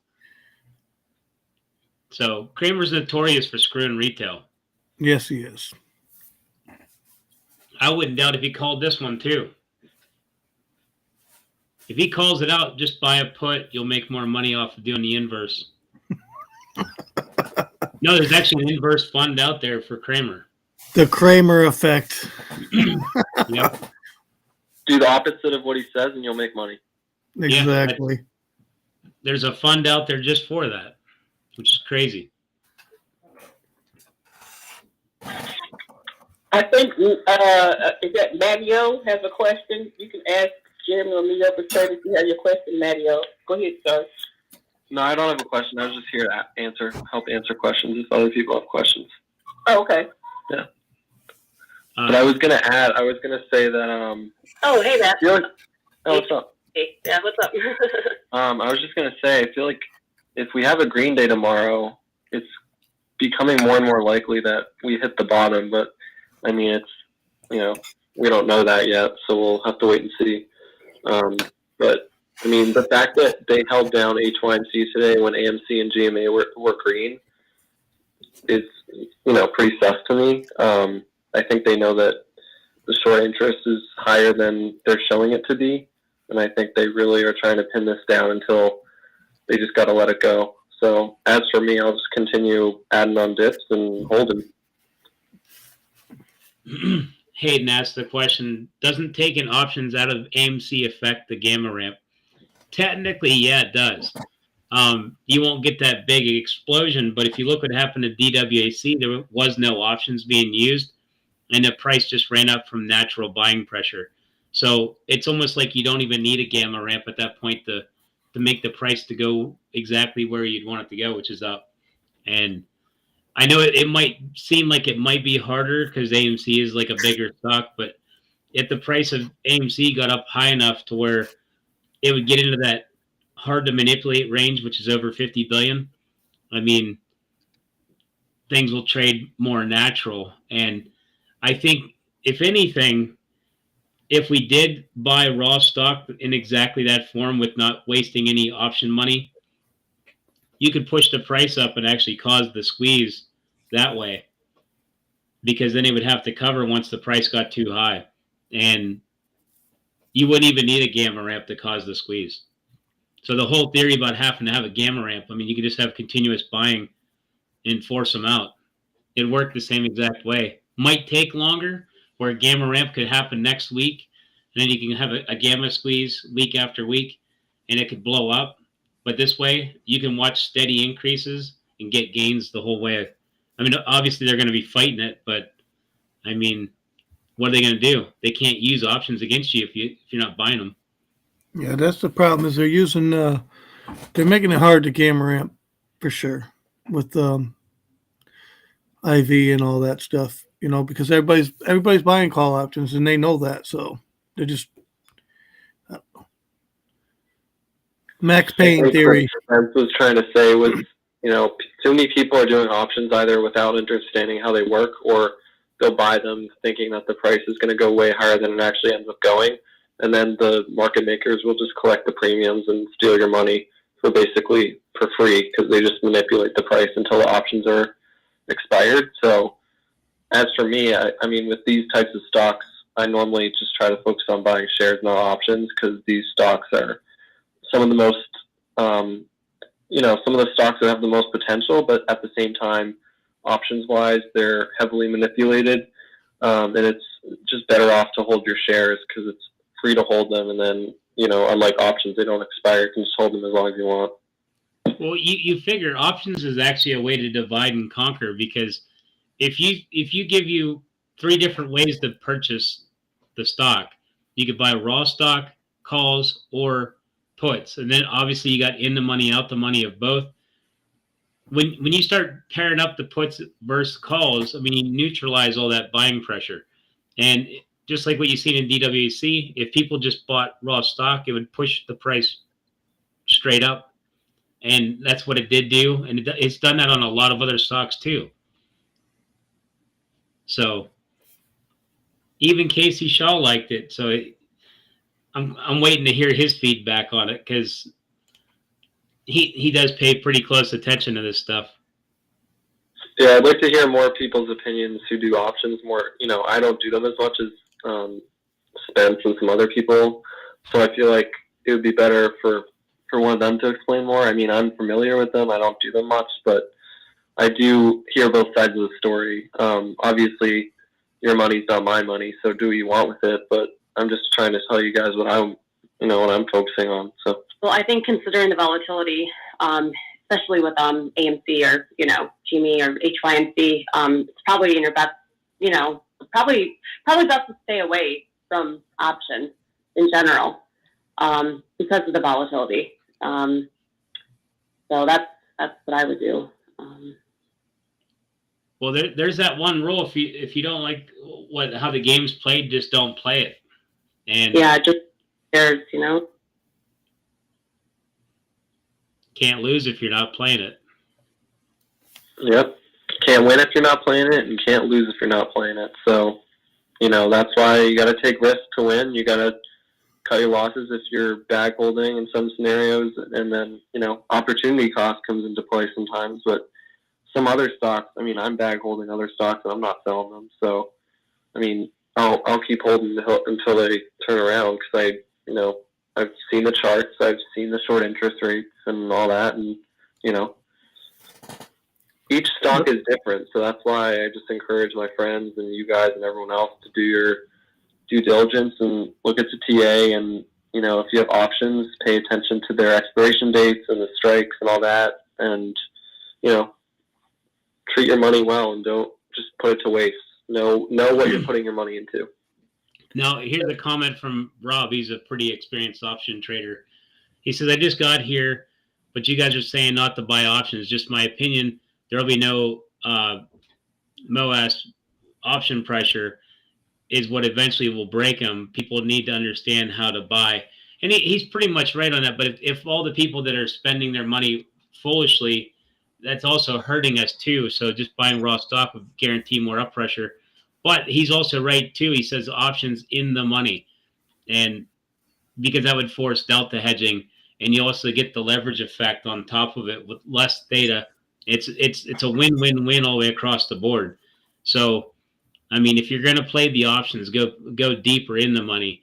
If not, just play raw stock. And I think the combination of the two would make it explode.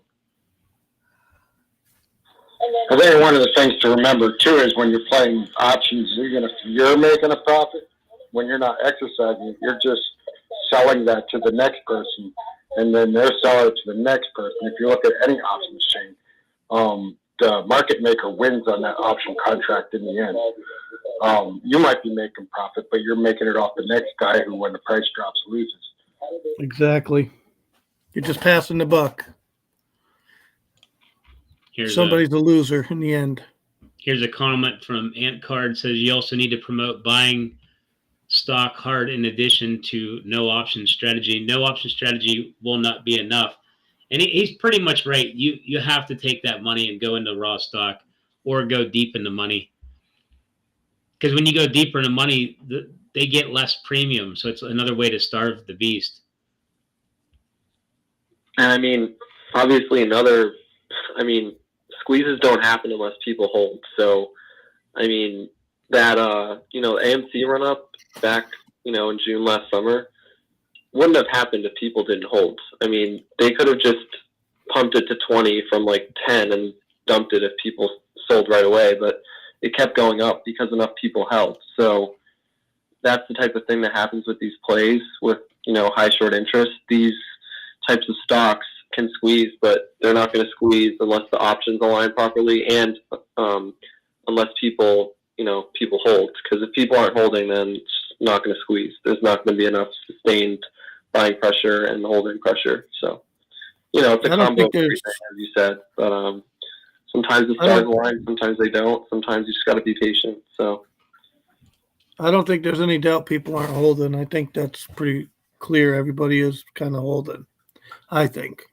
Now, Rob has a good point here. He says boycotting options is simple-minded thinking. Retail needs to understand how to play options, stop buying 80-plus calls.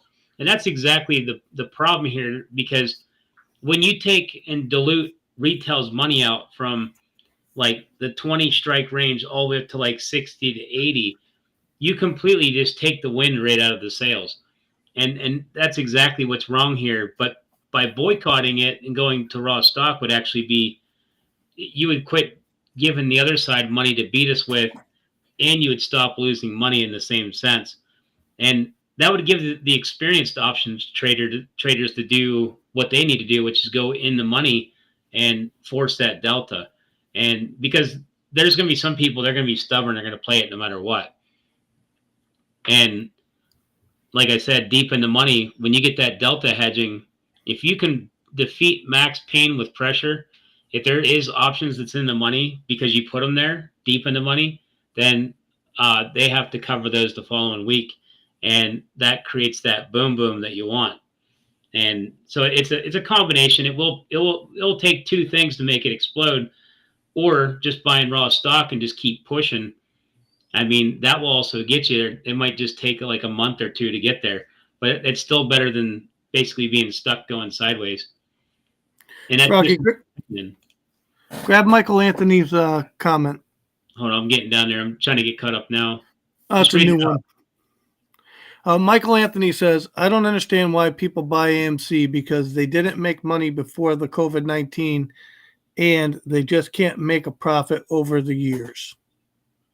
Which, I mean, I don't know where you're getting your information from, but none of what you said is really fact. I mean, yes, they're in debt and they've made arrangements to pay down their debt, but they are making money and they're buying other theaters to make more money. So their balance sheet is definitely positive. We'll see. Earnings are in May. You should kind of pay attention to earnings, I would think, right? No options was preached long ago. It's not the original Backyard Boogie says. I haven't heard of, I know I've heard so many weird strategies so far, and this is just kind of a spur of the moment. Like I went from looking at the Astro Tray suggestion to where I came up with the deep in the money only. And I'm actually testing it. It's actually working. So I'm losing a lot less than theta. And I'm not making quite as much. The offset and delta is actually pretty good because you get more for every dollar move. So it's kind of offsetting. So when you get less contracts, you still pay less than theta because you're further in the money and you get more of a one-for-one move. And it also guarantees that the market maker at some point has to cover the delta. And I think it's a win-win because I think it's actually more helpful. And so far it's working. I'm still making the money like I normally did before, where I was buying out the money, letting it come in, and I get that little markup. But it's more consistent money. It's like kind of smoother. You can kind of calculate it. It's not like you don't get this wild pop from it's being overvalued by coming in the money, and then just weird stuff that happens from there. So it does seem kind of more reliable for payment, I think. But I don't know. I'll let Rob chime in on that because he does options too. And that's just my point of view because I'm just now for the first time trying deep in the money. I've never done deep in the money. I've always done just outside the money or, yeah, usually just outside the money, let it come in. That's why I say sorry to everybody. I had to go after that comment, and I probably shouldn't have. Go ahead, Miss Harris. The HODL guys in here, the one that comes, I think his name is Robert. Robert. That's right. This is the HODL guy. I'm the one that said I HODL because that's all I do. I HODL. That's my guy right there. I rack up a lot of dry powder. I buy again, and then I HODL again. That's all I do. That is the way. I like it. I think this room needed a little, cheering up positivity. So I appreciate that. Let's go. Michael, you hear that guy? That guy knows what's up. He's hodling. Mentioned something about revenue or about theaters being acquired. Fuck yeah, of course there's more revenue coming in. Of course there's more theaters being acquired. AMC is going to be here for another 100 years. If there's anyone that doubts that AMC is going out, boy, you better pay or cover your short position because you are in a big hole. Yeah, you made a good point. It's been around for 100 years. Why wouldn't it go another 100? Exactly. It's going for another 100 years. If it's already made it this far, then people saying it's going to go bankrupt are clearly high or not paying attention because that's clearly not what's going to happen. Right. Or not financial advice, but that's not going to happen, fellas. If Silverback saves that company, our company, by himself, doing whatever he has to do, solo mode, what do you think is going to happen when he has retail and we're the consumers? I go see AMC movies every other weekend, and I'm pretty sure most of you guys do. They're done. They're done. Now, here's a thought that I was thinking about at work. I like this guy. Since Adam Aaron went around and restructured all the rental agreements, it's based upon revenue. If he was deciding to started pushing that AMC on demand where it lowered the sales revenue from the theaters, it would actually lower his rent and he could actually make more direct money, as in kind of like being a little bit more like an e-commerce kind of thing. And he could make more money that way too. And I was sitting there thinking, I was like, that's a kind of a good idea because his rent's based upon what he pulls in for that theater. And so if he was to push AMC on demand and it did take away from his theater views, it would actually just lower his rent. Listen, fellas, last night I went to sleep at 4 a.m. I've never been this busy in my life. I'm up to my eyeballs with work and sales. I don't even know how to say it. If this COVID thing is over, it's done. You know, if you have someone trying to still push that narrative, oh, get ready for what's coming. COVID may come back. Fuck off, dude. It's gone. We are unstoppable. Also, for anyone that hasn't paid attention to the news, the airlines and airports are rescinding the mask mandates. So that's yet another sign that we're heading in the right direction, and COVID is hopefully going to be over officially now. I would add it's important to realize, too, that they're basing their annual revenue on a year where we had delayed releases, half-full theaters because of COVID restrictions, 3/4 of all this shit overreach government crap, and shorting the crap out of the company in the process of all that. And now you got all these releases coming out. Look at the fourth quarter, and imagine that for 3 of 4 quarters instead of what happened last year. And then give me the annual revenue argument. Well, another message to have for the shorts. Near short. Right now, I'm moving slow, steady like a snake. Be careful because I'm striking. Aha! I like some of these guys. I think what Adam Aaron should do is start selling some shorts. Yeah, buddy. Hey, you guys are awesome. I'm glad you guys brought some energy in here. Really, that was awesome. He always coming with that. What is y'all? I cracks up. Hello. What is he saying? Cracks up. When this war together, you stand right next to me. I huddle. I can't do it. I cracked up all the time. It was like these things called. Please go down into the stream and like it, subscribe if you haven't already, and also check out the Mediocre channel. He's here for everyone to help everyone with the. If you don't know options, he can help you with that as well. But please like and subscribe to all the channels. Support. Please show your support to both channels. I appreciate you guys. Love you. Thank you, Ms. Harris. Appreciate you very much. Definitely hit that like button. That's for sure. And also, be careful with all them bots. They're still sending me DM messages for all kind of garbage.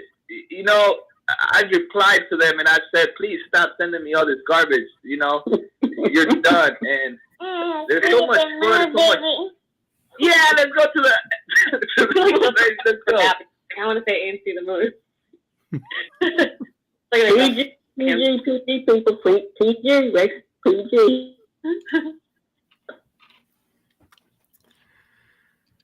The perfect storm in terms of options would be this. Tons of $16 strikes, $17, $18, and even $19 this week. Thus putting pressure on the following week. It's a domino effect, and you add more and more. Rob. Yeah, 16 strikes right now or 17 strikes would be huge. 18, that's if they let the price stay above 18. But leaving it at 18 or 19, that gives them an actual max pain. But if you go anything under 17 or 16, like you cause problems for max pain. So it would definitely hurt them. That's why deep in the money does kind of make a lot more sense. It kind of blows things up. Oh, here's a question. This is a good one, I guess. It says, Froggy, the hedges control the price during market hours. is it possible their budget numbers doing earnings? I would believe so. I think what you're seeing in Netflix is definitely something managed to make it look that way, because they adjust the price and they get it ready for us the next day, and that's all they're doing. Like, if you see pre-market adjustments, that's because that's what they want you paying. That's not what it's actually worth. But so they mark the price up or down, and then just like what you see with AMC, going into the end of the day, they drove the price up. In the after hours, they knocked the price down. So every day they're doing that now to go into an accumulation phase. So they're marking it down, tricking people into selling at a lower price. And then that also helps them buy at a lower price because they already marked it down. And that's just how they do it. And it also tricks people into thinking that maybe I should be buying puts. And it might scare people up that have calls that are losing money. You get that theta decay that happens because this will probably play out till Friday. And they do their little cycle thing. Once it starts to cycle back, it doesn't get all the way back up there. You've already had enough decay where you can't really turn a profit from where you probably got in at right now if you had calls. And it's just, they do it every single week. It's kind of annoying because it's all controlled. Exactly. And that goes back to too, like it backfired on them 2.5, 3 weeks ago when it ramped up, and then they had to stop pump, and then so that they could reevaluate the option chain, dilute it with 50-cent increment to dilute the chain.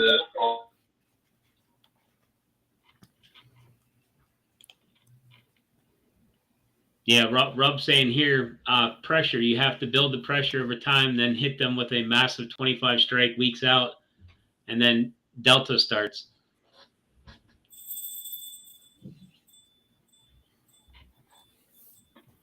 Here's a question for Froggy. Is it true the worse the market dips, the better it is for AMC?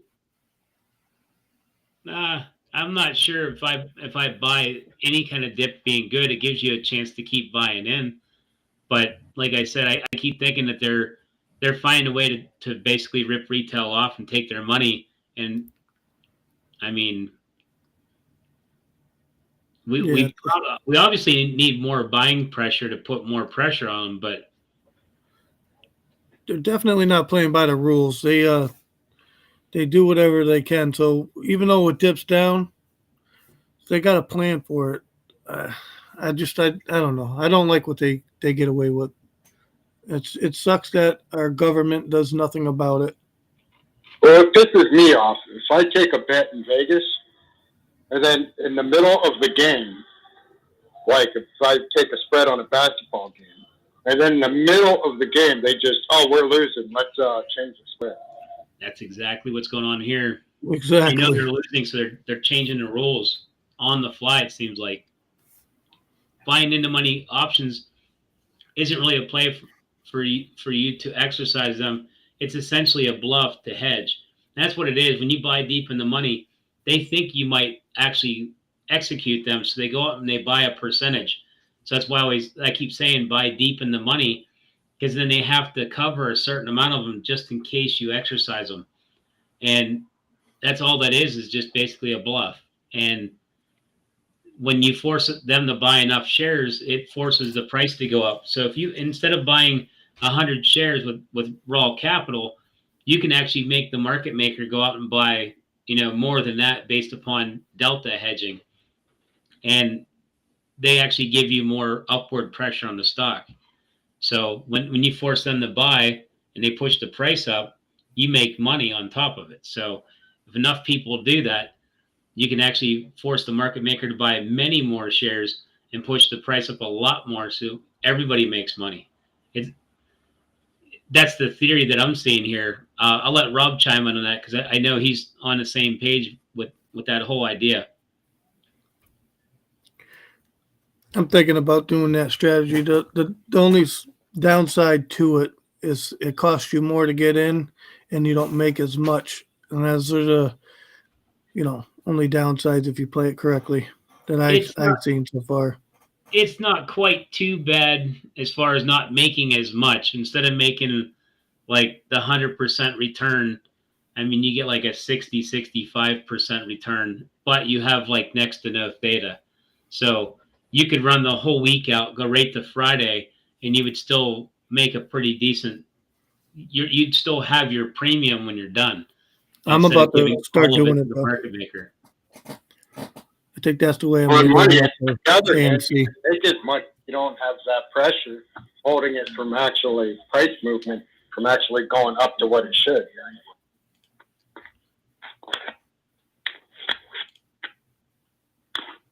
Here's one for Froggy. What's the percentage of the dark pool today? What's the percentage of the dark pool?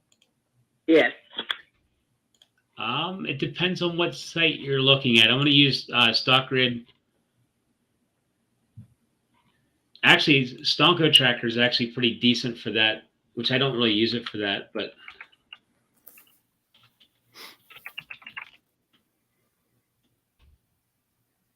I used to pay attention to how much they put in there, but anymore they try to, oh no, they're actually not even giving the numbers. So I'll just take the dark pool number, divide it by how much volume there is. Today they put, is that right? They put 16 million in there. Our volume was 31 million. So a little bit over 50% was put in the dark pool. And then they turn around and they use short volume in there at 55%. So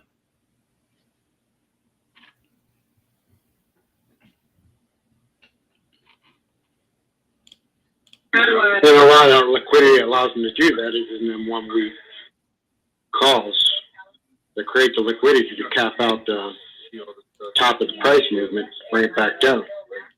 well, they need that premium money. I don't think they could have survived this play as long as they did without that premium money. If you take that premium money away, I mean, I think the game comes to an end quickly because I don't know any other way they're making easy money because like that's one thing that I was telling people after the squeeze, I want to sit back and sell premium and that's it. Buy a good stock like Tesla, sell premium. And it's easy money. Plus you get the gain from the raw stock. And that's what they're doing right now is they're selling premium and they're making premium. And it's like, they have to be like making money hand over fist. They're writing every contract that you give them. Like there's no, like they've already sold over the floating contracts. So there was that one period of time where there was like a record set in sales and options, which is insane. And so they're not holding nothing back. They're not locating nothing for the contract. So it's weird what they're doing. But you take that gravy train away from them. I mean, I honestly think they go broke quick. And it would be interesting. I bet you they scream about people not buying options. Oh, yeah. And that goes back to what I was saying. So you have less profit margin ability on a higher premium for a longer call. But at the same time, if you're going up 30, 35% more than you would have without the short-term option, then you're making that extra call percentage value anyway. Yeah, Rob's saying here in the end, we're basically chasing volume, putting the pressure out there that will create the buzz, which will lead to FOMO, and it could eventually lead to shorts covering. And you add in option pressure, which the option pressure is definitely there if you can get that delta hedging. So again, it's like a combination of deep in the money calls and raw stock. Staying away from the puts would force massive upward pressure. So hopefully people buy into that notion. I agree with you, Froggy. Go ahead, Mediocre. I'm sorry. Go ahead. I was just saying hopefully more people, agree with that notion, deep in the money calls. And, it goes all the way back to Roaring Kitty. That's what he did. And he bought all deep in the money stuff, and he, deep value stocks is what his number one thing was. So How deep in the money is it? You always got the option, even if you're down, to exercise that and at least have 100 shares of the stock to balance off of that. Now, if you can't do that, then you need to rethink maybe not being an option if you don't have the liquidity to at least be able to exercise it. Okay, Kathy in the chat is asking, can Froggy or Mediocre Trader mention something about Netflix? That's all she said. Is one of you guys mention something about Netflix? Yeah, it's down $88 in the after hours, 25.4%. It looks like what happened last time. I would definitely stay out of it or stay away from it because last time it didn't recover. I thought it would have, but there was no recovery in the stock. So it might do the same exact thing. It might just, I mean, you can see the cash flowed out of it bad. I mean, it came out super bad. I try not to trade on FOMO. Like, we already missed that move in my eyes, so I'm not looking at it at all. Yeah.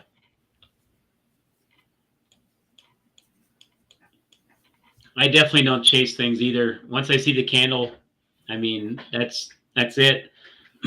Anytime you have a big move like that, you got to give it time to stabilize because the investors are going to be shaken tomorrow. And I mean, that's just what happens. If there was momentum, it's pretty much toast. It's got negative sentiment in it. So until things kind of smooth over, it's not going to be a good investment for probably about 2 weeks. Yeah, you got to let it relax. That's a huge move. Huge move. I'm glad. I should have listened to AJ StockThatDip, man. He said this was going to happen at 2:30 this afternoon. I'll give him the credit on that. I didn't look into it though because I had personal things I was taking care of. But looking at it now, I regret it. So, AJ, good job, man. Anytime you have news or something like that affects the stock, you have to let it reestablish a new price discovery. Froggy, can you give a, I'm sorry, guys, I'm easy kids. That's really, I'm sorry. Froggy, can you give a price prediction for GME or AMC tomorrow? Thank you. I think there's going to be a pullback on both of them just because of the max pain being lower than both where they're at now. And it's going to be unclear how far back it goes, but I did put the max pain on Twitter.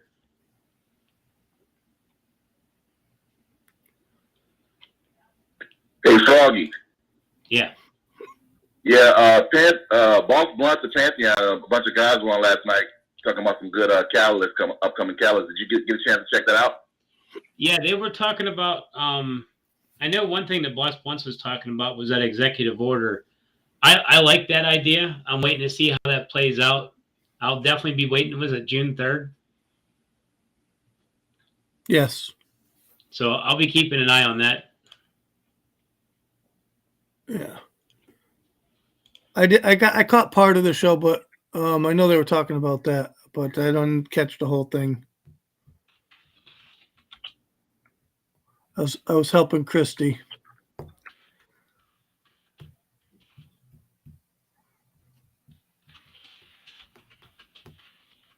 It says Froggy. GME and AMC or chicken time bomb ready to explode. Would you agree? What's the question? I don't know if this is a man or a woman, but it's from Final Play. It says Froggy. GME and AMC or chicken time bombs ready to explode. Would you agree? Yeah, 100%. It's just a matter of when. Absolutely. That's why I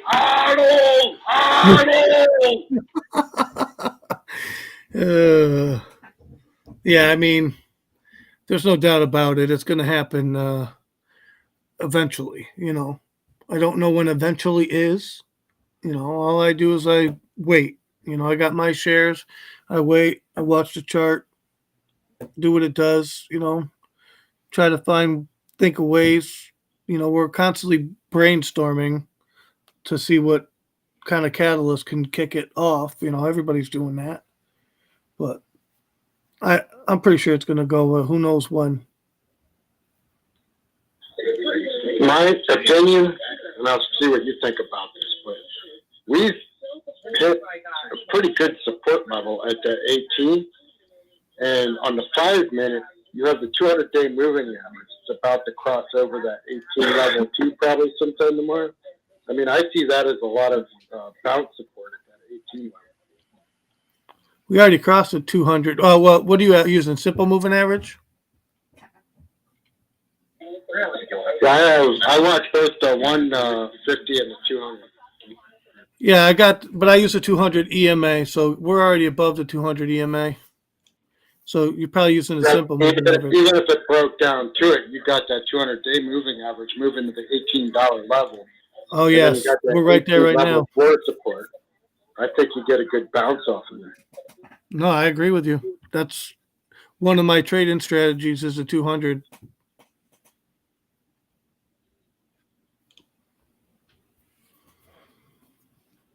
Yeah, it's looking good at 18 for sure. No, it's not trading advice, or it's just an opinion. It could break below it, but I think even if it did, it would just be a false break under and bounce right back up above.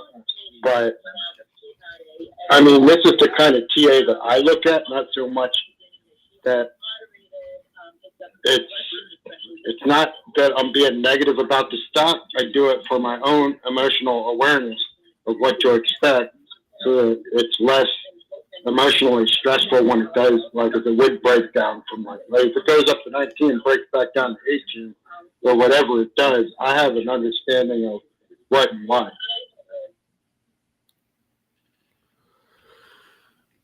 Yeah, no, I don't disagree with you at all. I think it probably end up right around 18 tomorrow because that's where my supply zone box is, and we just broke up into that supply zone today. So, and we ran up past. I had 18, 19 as a support level, and it ran up past that, and it's pulling back in the after hours, which always happens. You know what I mean? That's how they reset the market for the next day. So I'd imagine we'd start somewhere around 18, 19 tomorrow and kind of just hang around that area, maybe drip down to 18-ish. Who knows? But that's what I see for tomorrow. Well, from past, I also look at that and I say if we hold that 18 as support, it's game on, because we don't like to hang in this $18 to $20 channel. We're consolidating around 18, but in between there, I mean, we're up and down like volatility is crazy in this channel. Yeah. But yeah, the 200's one of my main things I look at because I think it's underrated. Sometimes people don't take it too seriously, but I do on all time frames. And let me see. Just so everybody's aware, the 200 right now on the daily chart sitting at 20. I'm talking EMA, exponential moving average, is at $24.77. So actually, I just looked at the chart again. When you're looking at the daily channel, there is no consolidation anywhere in between the 18, 20, 21. 18 as support is the only consolidation we've seen in this channel. We hold that 18 and break up. I mean, I see the big moves, but that's just my opinion. That's what I see. Okay, Mr. Matt, no disrespect to you, but some people no disrespect to you, seriously, Mr. Matt, no disrespect, but some people in the chat been trying to get Froggy's attention. Like one of his members, Deb, is asking him a question about the shorts. He says, do you think April the 26th short positions and short report will make a difference, Froggy? I think there should be something important there, because if you look at it, Deep Value was actually trading his options on quarterlies. So we were just looking at that the other day, and it seemed like he played like 2 weeks after the end of the quarter. So there's probably something in that.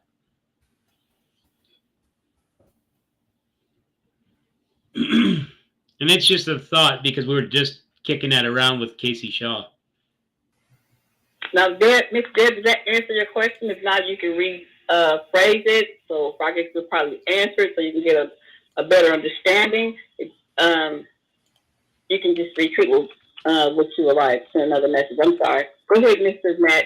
I apologize. Go ahead. No, you're okay. That's fine. An opinion for Froggy to add to what he said. How much of that put stuff is based on past quarterly announcements, whatever, from the companies are? How much that's from past announcements of what? Well, when they do their quarterly reviews and stuff, we always have that. Like they turn that in bad news, and we always see a downturn. How many people are planning on a downturn for the quarter? Yeah, I honestly think that the report should make a difference because don't they have to go and adjust things before that report comes out? I mean, I know we've been waiting for like an explosion coming off of one of these reports and we've seen nothing. So they found a good way to hide stuff, but yeah, well, that's the thing that I'm saying is when you look at past reports, they've always found a way to, I don't know why, but downprice the stock off of even good reports. And then maybe people are looking at history of report calls and what the price does after. Yeah. Hey, Frog, I have a question for you. Yeah, what's up, man? Like looking at the bear market and the bull market, like say the past 3 years. Now I'm not sure if that makes a difference on what's going on now, but have you ever actually looked at that maybe going back to 2019 up until now? Like, for example, you had six months of a bear market, 6 months of a bull market. Have you ever actually looked into that? Yeah, I actually went and pulled up a bar pattern on that and overlaid it. It did kind of overlap pretty nicely, and that kind of made me nervous. And then I pulled up 2008 and did the same thing with it, and it does look very similar. The pattern, the only thing that changed was the volume spikes, and that was pretty much it. So I'm not sure exactly what to think of it, but most of these patterns they do repeat anyways. It's just it depends on what volatility they apply to it, and it's based upon, I think, our volume.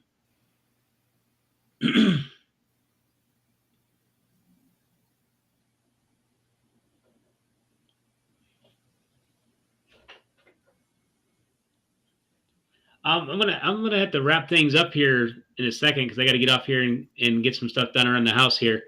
But we should definitely be picking back up on this topic tomorrow. And I'd like to get back on here tonight and explain the option theory strategy that we came up with here, just so it's not just a meme.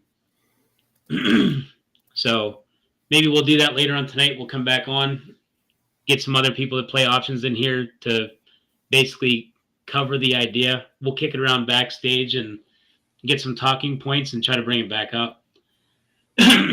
So,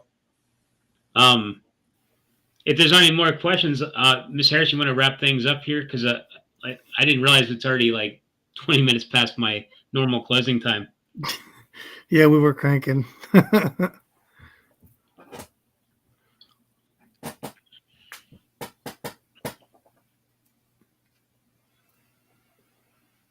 No, do we lose Ms. Harris?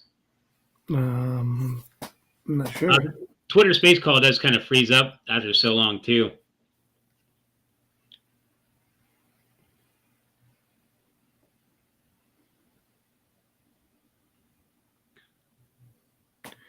Brian Carpenter, thank you, buddy, and thank everybody in the chat.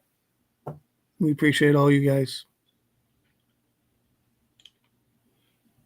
Yeah, Bob, you want to wrap things up on your end over there, and then we'll see if Ms. Harris comes back here towards the end.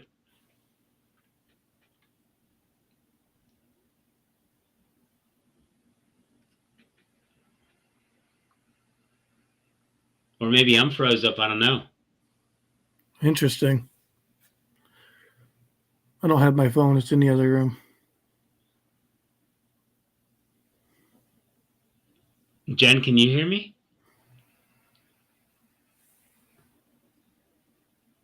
Yeah, because if I'm froze up, I can't hear them usually. I don't hear nothing. It's silence from them. Yeah. No one wants to leave. How long did it did just go down. It did? Yeah. Want me to go ahead and wrap up? Yeah, go ahead and wrap it up. That's the other problem with running it so long. The Twitter space call can only go for so long before it crashes. Yeah. I just want to thank everybody, all the viewers and subscribers, and all the mods, especially Jay and Mediocre. You got Mediocre. What the heck? Sometimes my brain don't work, guys. I'm telling you, it's not. It doesn't work sometimes. No. Jay and Miss Harris, thank you guys. You guys are great mods. I appreciate you very much. And all the other mods in all the chat, thank you guys. Don't forget to beat the like button and the subscribe button, and hop on over to Froggy's channel and do the same. And we'll see you in the next one. Yeah, definitely.